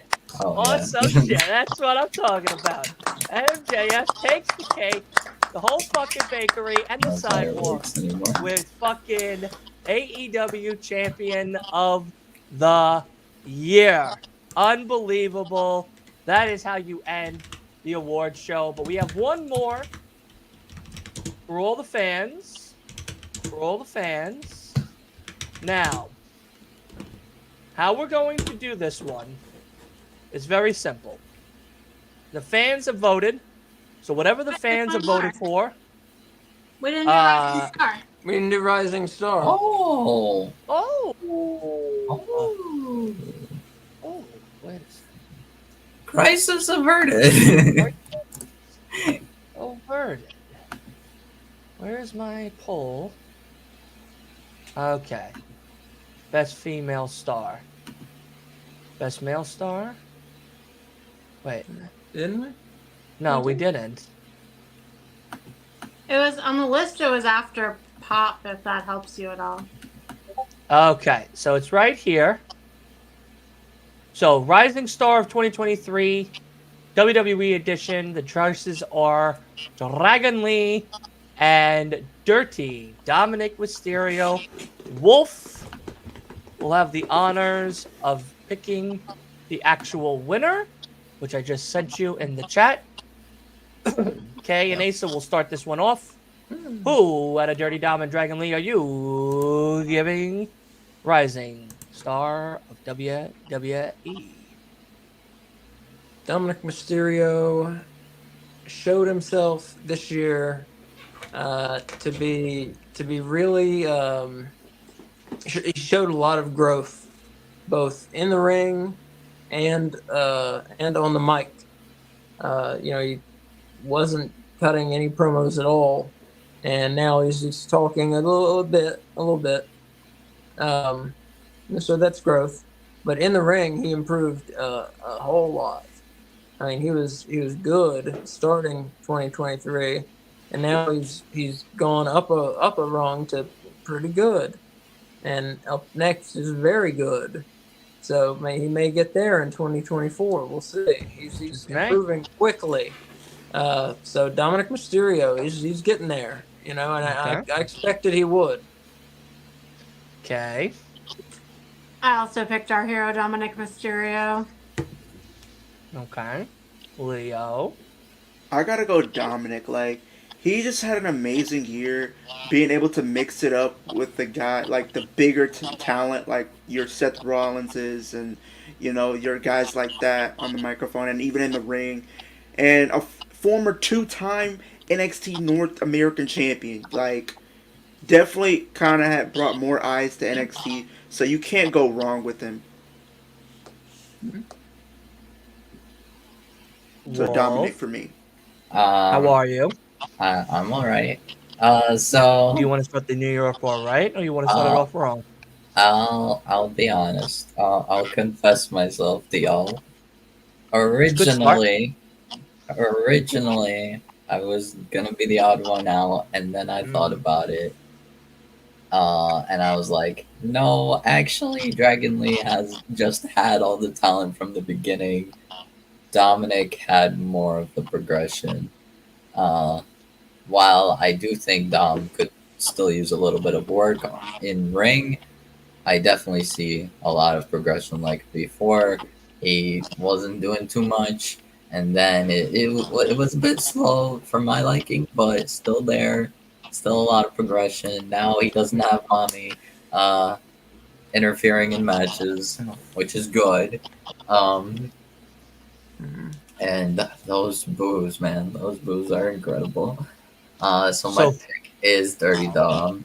And who's the winner? It is Dirty Dom. Dirty Dominic Yeah, Mysterio at 80%. An 80 to 20 ratio. Dragon League. That's awesome. Good for him. I also wanted to, I guess, take this time to give some flowers to someone that we didn't actually Oh, get thanks, to Wolf. I appreciate it. well, I'm sorry, Dylan, Oh. not you. It is for this category that I am a little surprised we did not discuss, like, at all. Swear to God, if you mention an NXT star, It is I'm not going to put NXT. you in the He lobby is main roster. He is for the rest of the night. an iconic rising star with everybody saying LA Knight. No. What a moment. What a moment. No. All right. But so, like LA Knight, I think has done really well this year to go from kind of just getting back into LA Knight and then now being super over, really over, like getting that he's pop. definitely over. I'm tired of him. He's not one of the two options, Wolf. Yeah, I know. I just wanted to be giving flowers to LA Knight because He'll we never be didn't the same. ever talk He'll about always be him. the same. He He'll always be. needs But to yeah, learn- Dominic deserves this. Dominic deserves this. He needs to learn more moves, LA Knight, you know? Yeah. Fair. Because he seems a little limited in what he can do, I feel like, Yeah. with a lot of the moves. Oh, yeah. I don't know if it's Maybe because of he's his trying to age, nail but his base moveset before trying anything new. Yeah, so Well, and yeah, we got AEW now. AEW Rising Star is a tie between Wow. Swerve Strickland and Kyle Fletcher. oh boy. This is hard. Leo will be the one to make the final verdict of 2023's Rising Star. Because I of like both of these AEW. guys. But we're going to start off with Wolf. Wolf, who do you got between Fletcher and Swerve? This is tearing me apart, but simply because I'm with did you. more.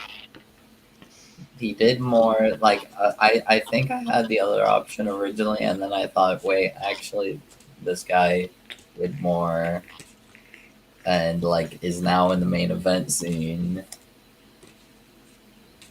Swerve. The Swerve, I think, deserves it. He's done so well. It's okay. Who do y'all have? Okay, so I'm going with Kyle Fletcher because I feel like Swerve is already a star. There's no rising star to him. I feel like he's a star. He's there. Kyle Fletcher, I feel like is in his ascent and just the beginning of his ascent. You know, like I realize Swerve isn't quite to the main. What is it called? The Main event. no. What do I want to say? The Grand Championship, whatever that's called. What's it called? World Yes, title? World title. Thank The you. world title. Yeah. World title? MJF's belt? Yes, yeah. I realize that he's not quite there yet, but he's pretty much there. And so Yeah. I feel like Kyle Fletcher has a long way to go, and he's like a newbie. Mhm. Where I don't Swerve isn't a newbie to me, you know. Asa? That's fair. I pick Swerve Strickland. He's been he's shown so much improvement, and not just improvement, but this year so much will and desire to be at the top of the game that he's like he has willed himself to be at the top of the game, and it looks like that's where he's going to end up in 2024 is at the top of the game from sheer force of will. and that is fucking impressive. So yeah, Swerve Strickland. Yeah. Okay. Leo. How are you, Oh, buddy? What's going on? Happy New Year, 2024. Thank you. Who is your pick? And then who are we giving the champion to? So far, Ooh. we've had Kyle Fletcher be all three, right? Am I right on that? Asa, right? Fletcher, It K. says Fletcher. Swerve. That's it. Swerve. Okay, so Swerve 2. I Asa. said Swerve. Okay, so Asa and Wolf said Swerve. I was very torn. Kay and I both say Fletcher. Who's the guy? I'm going Kyle Fletcher. Hey! Yeah. All right, I'm going Kyle Fletcher Fair. because, just like Kay said, I feel like Swerve Strickland's already a made star. He's there, and if any time they wanted to, they can easily pull the trigger and people will be behind it. I think Kyle Fletcher is one of these guys that I think they're building for the future, and I think he's definitely going to be somebody you want to keep your eyes on. And he's definitely a rising star. He's already proven that he is the future, like literally going through that match that he had for the Ring of Honor television title. So definitely a rising star in my opinion. I love that. I love that. Well, we are going to now hit Booker of the Year. The two choices were Tony Khan and Shawn Michaels. I'm going to let all of us make our picks, but then we're going to give the final verdict to the fans. We'll start with Leo, Tony Khan, or crooked-eyed Shawn Michaels. That I'm gonna say Tony Khan. I might just have to. I feel like Shawn Michael has definitely improved with a lot of his stuff. I feel like he's really working on trying to get like that 2.0 stench away after everything that we kind of dealt with him. And I feel like it's gonna take some time to kind of get that feel and vibe away. But I do like there are a lot of things that I do enjoy from watching NXT under Shawn Michaels. It's like the rise of Trick Williams, the Carmelo Hayes story, Becky coming down there, kind of helping out with a little bit of the talent. Lyra Valkyrie beating someone like her. Just a lot of the people that I got to watch down there. I'm not gonna mention a certain someone because she's not in WWE right now, but I did enjoy watching her. Yeah, but I did really enjoy watching her in NXT for sure. Yeah, she works at Denny's now with Nick Wayne's mom. Sorry to break No, it she down. doesn't. She's in TNA. She's Sorry, going to break TNA. Shut it. She's going to TNA. We're not Sorry going to do break that. your heart, 2024. We're not going to start off 2024 like this. She's going to TNA in He about gave me a a week and a half. coupon at National Coliseum. He said, "Hey, listen, I start my shift next week with Nick Wayne's mom at Denny's. Here's a 10% off." I said, "All In right, a I week gotta go." and a half. She is going to TNA. I don't want to hear it, but I'm going to give it to Tony Khan.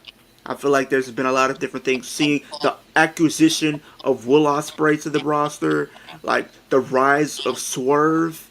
You got the whole Devil storyline. MJF over there doing some of the best work of his career. The best work of his career. MJF winning the world championship. All the storylines that they've done with him, with the Four Pillars, Adam Cole. Like there was just so much stuff. You can easily even the character work of like Tony Storm. Like there's just so much there. Well, I agree till the devil thing comes up, but yeah, Wolf. Shawn Michaels. I don't know what the hell that meant, but all right. That was Shawn Michaels' pose. It was. I forgot the camera hides half my thing, but I was doing the Shawn Michaels pose. But Your yeah, house is just that fucking big. HBK I think has done incredible booking NXT. It's the most consistent wrestling I've watched. Because like I've been put off at times from I say that honestly. Like I've been put like sometimes AEW like there are things that I'm like, what the hell is going on? It's usually Well, stuff we say that about you as well. aren't the main stuff, but like WWE also is not like main roster is not entirely consistent. So I definitely like am a little put off.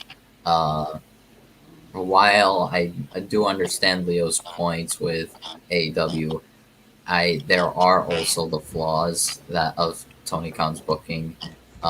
There are decisions that like don't need to happen, don't make sense. Yesterday proved that with that TNT title. Anyway, I'm not gonna get into a rant, but the thing is, I genuinely I have been watching NXT and I have genuinely enjoyed whole show, boy. like from 8 p.m. to 10. Like I don't see like anything bad with NXT. It's good wrestling, good simple feud. It's simple feuds, yes, but mostly. But like the Carmelo Trick story is great. The elevation of young of not always younger talent, but like talent that we don't always see. And honestly, it's just the pay-per-views are great. So yeah, I gotta say Shawn Michaels 100%. I can't wait to see more. I definitely think NXT is better than both brands of the main roster in WWE. Easily. And- Oh, you finally done? Thank God. Alrighty, so okay, asshole. Sean- Wow. I love you so much. I love you so much. I'm just kidding. No, I don't know if I would say NXT's the better brand. There's definitely arguments to be made there. Like I think their pay-per-views are very, very good, but their TV shows aren't always the same or as consistent, especially when they come off of a very big pay-per-view. Their TV shows don't always deliver, but I'd also kind of put that in the same category I don't entirely agree, just because I've never been bored of it. I've always loved every match that they put out. It's just Because you're a I mark. get you. okay, not just because. Okay, yes, I'm slightly a wrestling mark, but still, it's good. Listen, matches. we're all wrestling Good marks. matches. All right. Watching the NXT TV show makes me feel like I took too much cold medicine. The only time I really actually cared about NXT when Dana Brooke was there. Like now that she's gone, I She's really working could at care Denny's. less now. Yeah, now that She's she's in- working. She is She's going working to at Denny's. TNA. I understand. No, she is not. She I is going to TNA, and she's going to make TNA wrestling better again. Don't. You can at me at that. I'd okay? rather watch NXT. Let's. I'd rather drink won't be Cold saying that Medicine when with Asa and watch NXT. You won't be Back- saying that when the Grizzly Young Veterans are there on Hard to Kill. Yeah, but that's because it's the Grizzled Young Veterans. It's not Dana Brooke. Shut it. So, all right, Asa and K, between Tony Khan, Shawn Michaels, who do you believe is the better booker of 2023? Yeah, I got to go with Tony Khan. He's got a great roster with AEW. He usually uses it very well. We get fresh matchups generally. We get great matchups. A lot of times just dream matchups. And a lot of times matchups you didn't even know you wanted to see, leading to some great matches. He has flaws, of course. He's not a perfect booker, but he's a very good booker. I think he's very good with long-term stories. A lot of people criticize him for lack of stories. I don't see that though, but he's very good. With carrying through stories from like Rampage to Collision to Dynamite, and seeing them through. The thing is, he doesn't hit people over the head. He doesn't have a 5-minute video package before the match and then have the announcers shouting about it during the fucking whole match, and then have a 5-minute video package about the feud after the match too. He doesn't do that. So a lot of people say he doesn't have a story just because those things that they're used to in WWE, aren't there. So, anyways, I'm getting a little off topic, but just he's a good booker. Like I said, he knows how to use his roster, and it's hard. And I'm sure it's hard to know how to use that roster. It's so bloated and filled with top level guys. And where do you even start to book a show with all that talent? I'm sure it's tough, and he does a very good job of it. And his pay-per-views, 95% of the time are just like fucking terrific. Yeah. It's good points. Some good points. Okay. I feel like we're comparing a gourmet meal to a microwave TV dinner here. Yeah. Like, how the fuck is this even a Wait. Who's Yeah. the gourmet dinner and who's the microwave dinner? Tony Khan is Oh, the goddamn gourmet dinner. You know. Microwave dinner, Shawn Michaels. He looks Oh, no. Yeah. Crooked Eye Mike. yeah. Oh, my Yeah. God. Tony Khan is booking 4 television shows and 2 companies worth of Four. pay-per-views. You only got 3. No, he's got Ring of Honor. He's got Oh, 4. he's Correct. Got, yeah, I'm 4. sorry. I know how to I'm count. sorry. So anyway, he's got 4 shows. Mhm. Shawn Michaels has 1. All 4 of those shows are better than Shawn Michaels' 1 show consistently. And while consistency might be one of Shawn Michaels' traits, it is not consistently good. It's just consistently I think mid. it is good. So I'm okay, but you're wrong. So my turn. So I'm going with Tony Khan. He has made this year of being a wrestling fan so fun, Yeah. and it's all thanks to him. Yeah. And I feel like he's done so much for the industry that not giving him this award would be a disservice to the industry as a whole, without giving him his recognition that he has earned and deserves. You see this face here? Wolf? When you talk about NXT, that's the face I make. No, I love you, Wolf. No, listen. I will go on Wolf's side with some of it. Is yeah, Shawn Michaels. There have been a lot more hits with pay-per-views that Shawn has booked compared to Tony Khan. Tony Khan has had. If you compare Ring of Honor to NXT, if you want to compare the trading, I feel like there's more like of a competition, like more like I could say Tony Khan if we're talking ROH. With AEW, I can't. See, that's where I'm wrong with. That's where you're wrong, because like AEW as a whole, just its 2 shows, because Rampage doesn't exist. We all pretend that Rampage doesn't exist. We know that it exists. I But it watch only it every exists- week. I like Rampage. When there's good It's your wrestling on, wrestling where environment. we watch Rampage. But AEW as a whole, I think, does have more of a non-traditional story that many people of the WWE product are not accustomed to.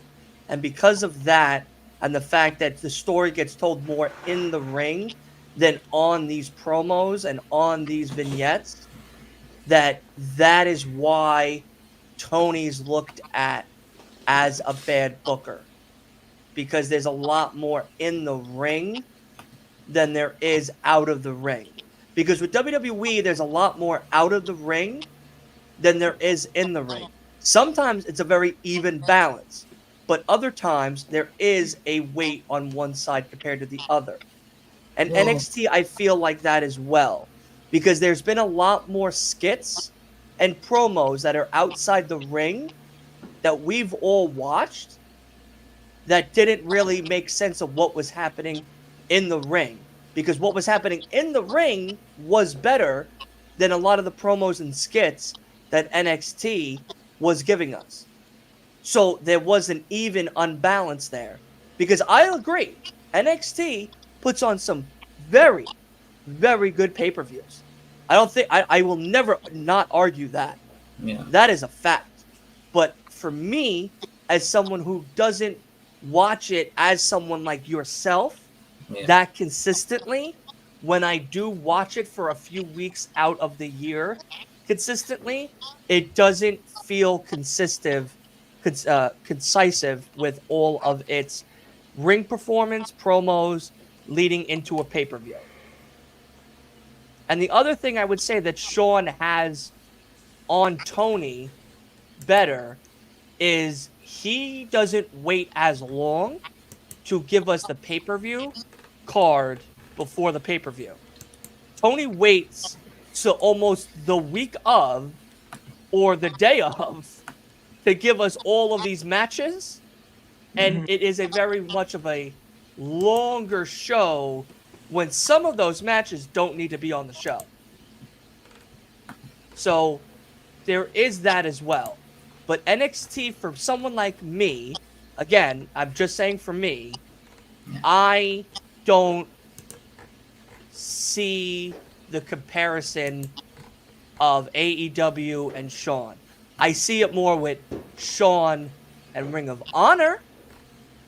I think there's more of an argument there because Ring of Honor isn't as televised as something like AEW, and a lot of I those think matches ROH on TV seemingly has better matches than AEW, just all the time. No, I wouldn't And agree with that. AEW? Yes. Did you mean to say NXT? No. I meant Are you AEW. sure? Yes. Yeah, I don't agree with that at all. Like Yeah, I am Yeah, no. legit like No. I've seen like ROH matches and I'm like actually like interested in them and like I mean, and Final there's Battle was not, good. like, bad like it gives there's good matches, they give good matches, and there's no like I don't see like random wacky decisions, and also people like that I feel like should be utilized. And another reason I prefer NXT over AEW is I'm gonna say the women's division, because like I mean it's slightly not fair because NXT does have more stars, but Shawn Michaels kind of uses them. Tony Khan uses the same like 5 women. No, that's a great. I mean, yeah, that's always a big Maybe point for like everybody. 1 or 2 more every like Yeah, month, every like but that's always- ultimatum that's 2 always- months. that's always a thing for people when they discuss AEW. So it's like, you know, But even like I get men, it, and I get like it. yeah, even like men, like there are people that like it seem like they should be like having something to do, and they're not doing anything. Like Tony Khan has arguably one of the best tag teams in wrestling history, and they're jobbers, they're jabronis. The Hardys. What have the Hardys done in AEW? Nothing. Well, they were there. They were there, yeah. But they don't do anything. That's They're a lot, literal you know? jobbers now. There's like, and we're also not utilizing people that it's like stop and start like pushes, and I just don't like that. Okay. For like Takeshita, for what's it called? Just in general, like it's Takeshita, kind of Jack Berry, Roosh, and it just stop and Well, Jack start. Perry like, died. Jack Perry's no longer. yeah, For the yeah, AEW. Jack Berry's He went through that glass, suspended. the real glass, after CM Punk put him through there, and then tried to choke out Tony Khan. So that Jack Like, Perry's been gone for a I long don't time. know. I just feel like my main criticisms of AEW are like these stop and start pushes for like non like outright. It's like almost that Tony Khan has his favorites and he's pushing them, and I don't know. And some That's people fair. that are clearly talented are just not getting anything. Well, as we talk about Best Booker, the winner for Best Booker is none other than Crooked Eyed Mike himself, Shawn Michaels, with a Oh, dear. whopping 88%. Almost my God. 89%. Almost 89% of the votes there, with Tony Khan at only 11% of These the people love vote. microwave dinners. You know what that's called? That's called an abortion of a vote.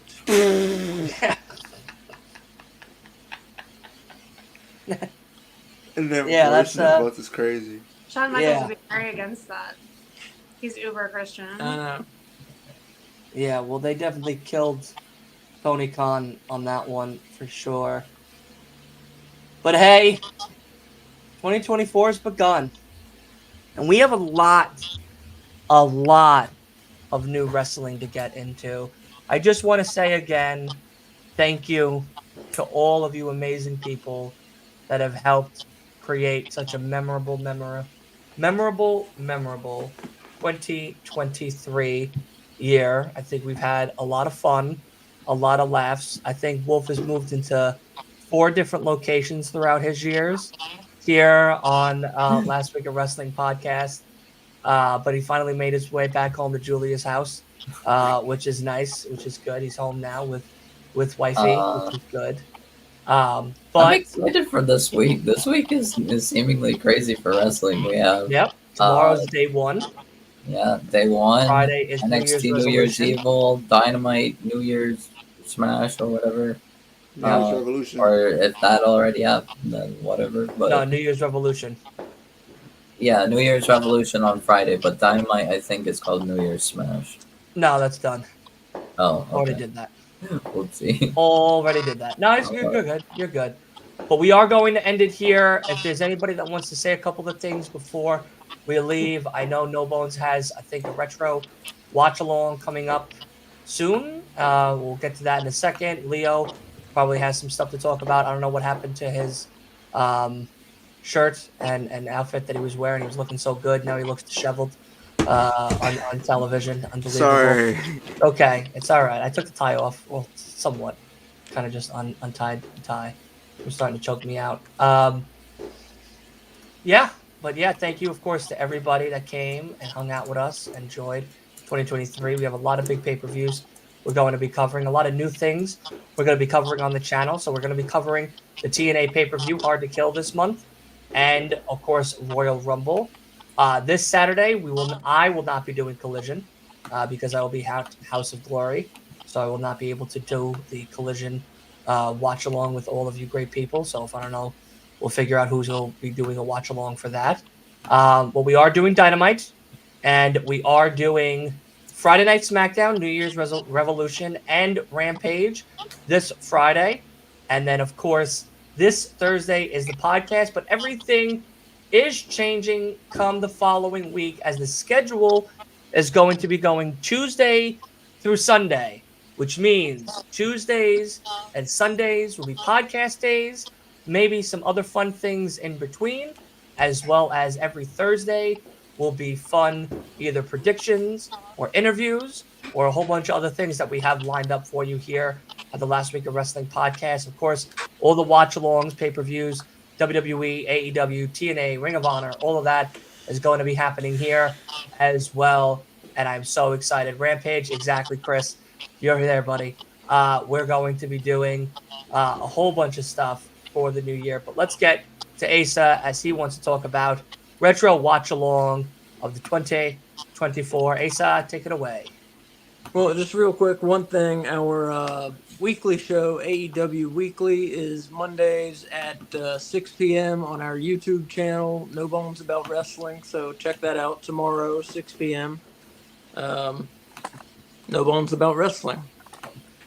But yeah, retro watch along we've been doing for a couple months now, and it returns January 7th. So that's Sunday. And we are going to be watching WWF Royal Rumble 1994. So it's a good one. It has The Undertaker battling Yokozuna in a casket match for the world title. It has the Hart brothers, Brett and Owen, teaming up to take on the Quebecers for the world tag team titles. I believe it has Razor Ramon battling IRS and some other matches. So it's going to be myself, K Fabulous, and Dylan is joining us to watch along. and that is at 12:45 on Sunday. Again, on our YouTube channel, No Bones About Wrestling.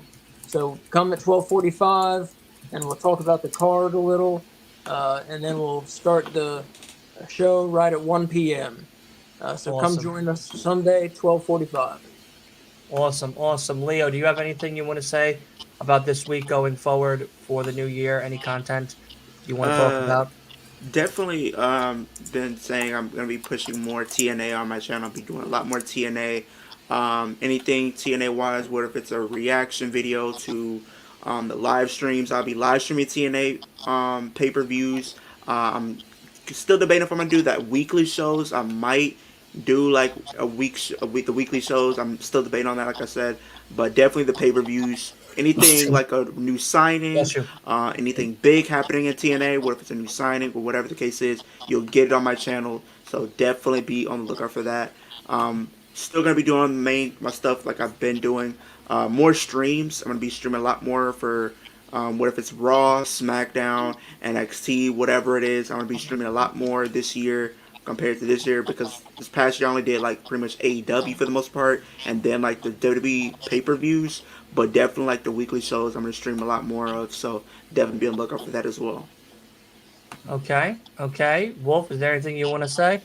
Yeah, I thought about it, and I think I will also host a watch along for Day 1 Raw tonight. Now that it's New Year's, but Monday night Raw, Day Right. 1, we got some pretty good matches, pretty big matches, and then tomorrow I will also host, or Tuesday night I will also host NXT New Year's Eve watch along with some big matches also. Awesome. Yep, exactly. So we got a bunch of watch-alongs for everybody to go ahead and be a part of. Dynamite, WWE, a whole bunch of new stuff, exactly. Pay-per-views, a whole lot more. Plus, myself, Asa, and Byron are going to be bringing you guys a little new thing that I think we're all very excited to do. I know we talked about it a little bit today, but it is an idea that we've had and we might be doing, where we're going to be doing, the three of us, booking how we get to the Rumble or any pay-per-view, WWE related or AEW related, every single month, twice a month, going into the big pay-per-view itself, which ought to be very exciting. Myself, Asa, and Byron are going to do it a couple weeks before, the week of, and then, of course, afterwards, we'll do a wrap-up or something, but going into the next pay-per-view. Like, this one will be Rumble. Next month will be Elimination Chamber, and then going into, of course, Revolution, and so on and so forth. So myself, Byron, and I, we're going to start that. We're trying to pick out days that work for everybody, and we'll try to fit it in on podcast days that won't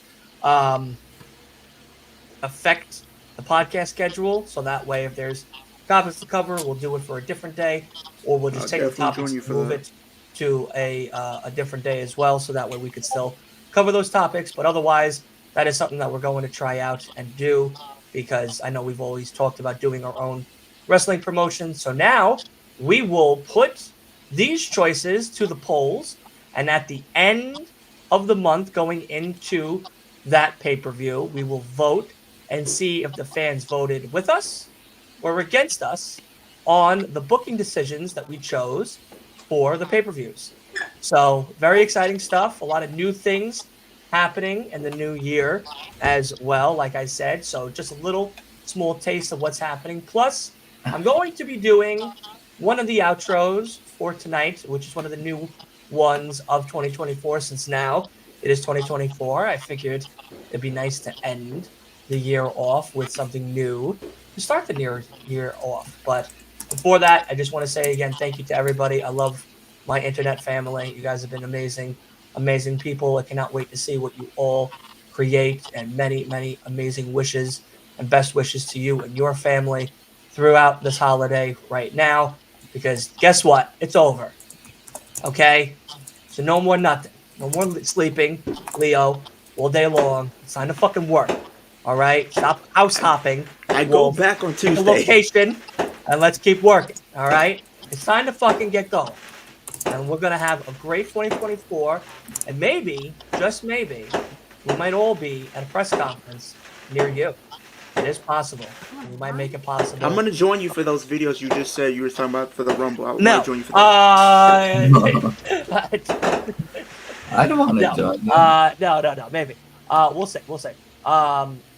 Yeah. What you call it? No. I don't think that. But yeah, we'll figure that out as the week goes on and stuff. But is there any other final thoughts? Anything you guys want to say? Anything you want to say to each other? Well, I do before have we things. I do have small things to share that I, well, sort of sent over, but I sent pretty much everyone here a possible look at the new AEW World Championship belt that Samoa Joe talked about during the press conference. Hold It's basically the original, but weird, but a wacky version of the AEW logo. Not like the old one, but it's. I'm putting it on the screen. I sent it through Twitter.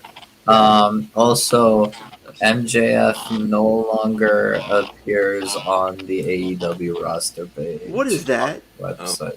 That is possibly the New World Belt. That's not, because there's a crown in the middle. That's not it. There's a crown in the middle of the New World Belt. Why So does that that is matter? wrong. Why does No, that matter? It's a huge. You're talking about the. The Triple Crown. He's talking about the actual belt. The AEW World They're title. going Yeah. back to the original. Like Yeah. Well, it's not exactly the original, but it's potential. But yeah, Joe said, yeah, the Max's belt is going in the trash, and they're getting a different version. Also, MJF is no longer on the AEW roster page on the AEW website. Uh-oh. Oh my god. Oh my god. They really playing with us. I just got really fucking nauseous. Alrighty. They really playing with us. Yeah. Alrighty. Well, let's get the hell out of here because it's time for bed. It's 1 a.m. Yep. Alrighty. Good night. Be well. Be merry. Happy New Year to everybody. Be safe. And as we say now, as we always say forever, we love y'all. And see you on the next one. Everybody wave goodbye. Bye, everybody. Bye, everybody. Happy New Year, everybody. Hey. Happy New Year. On the outside looking in.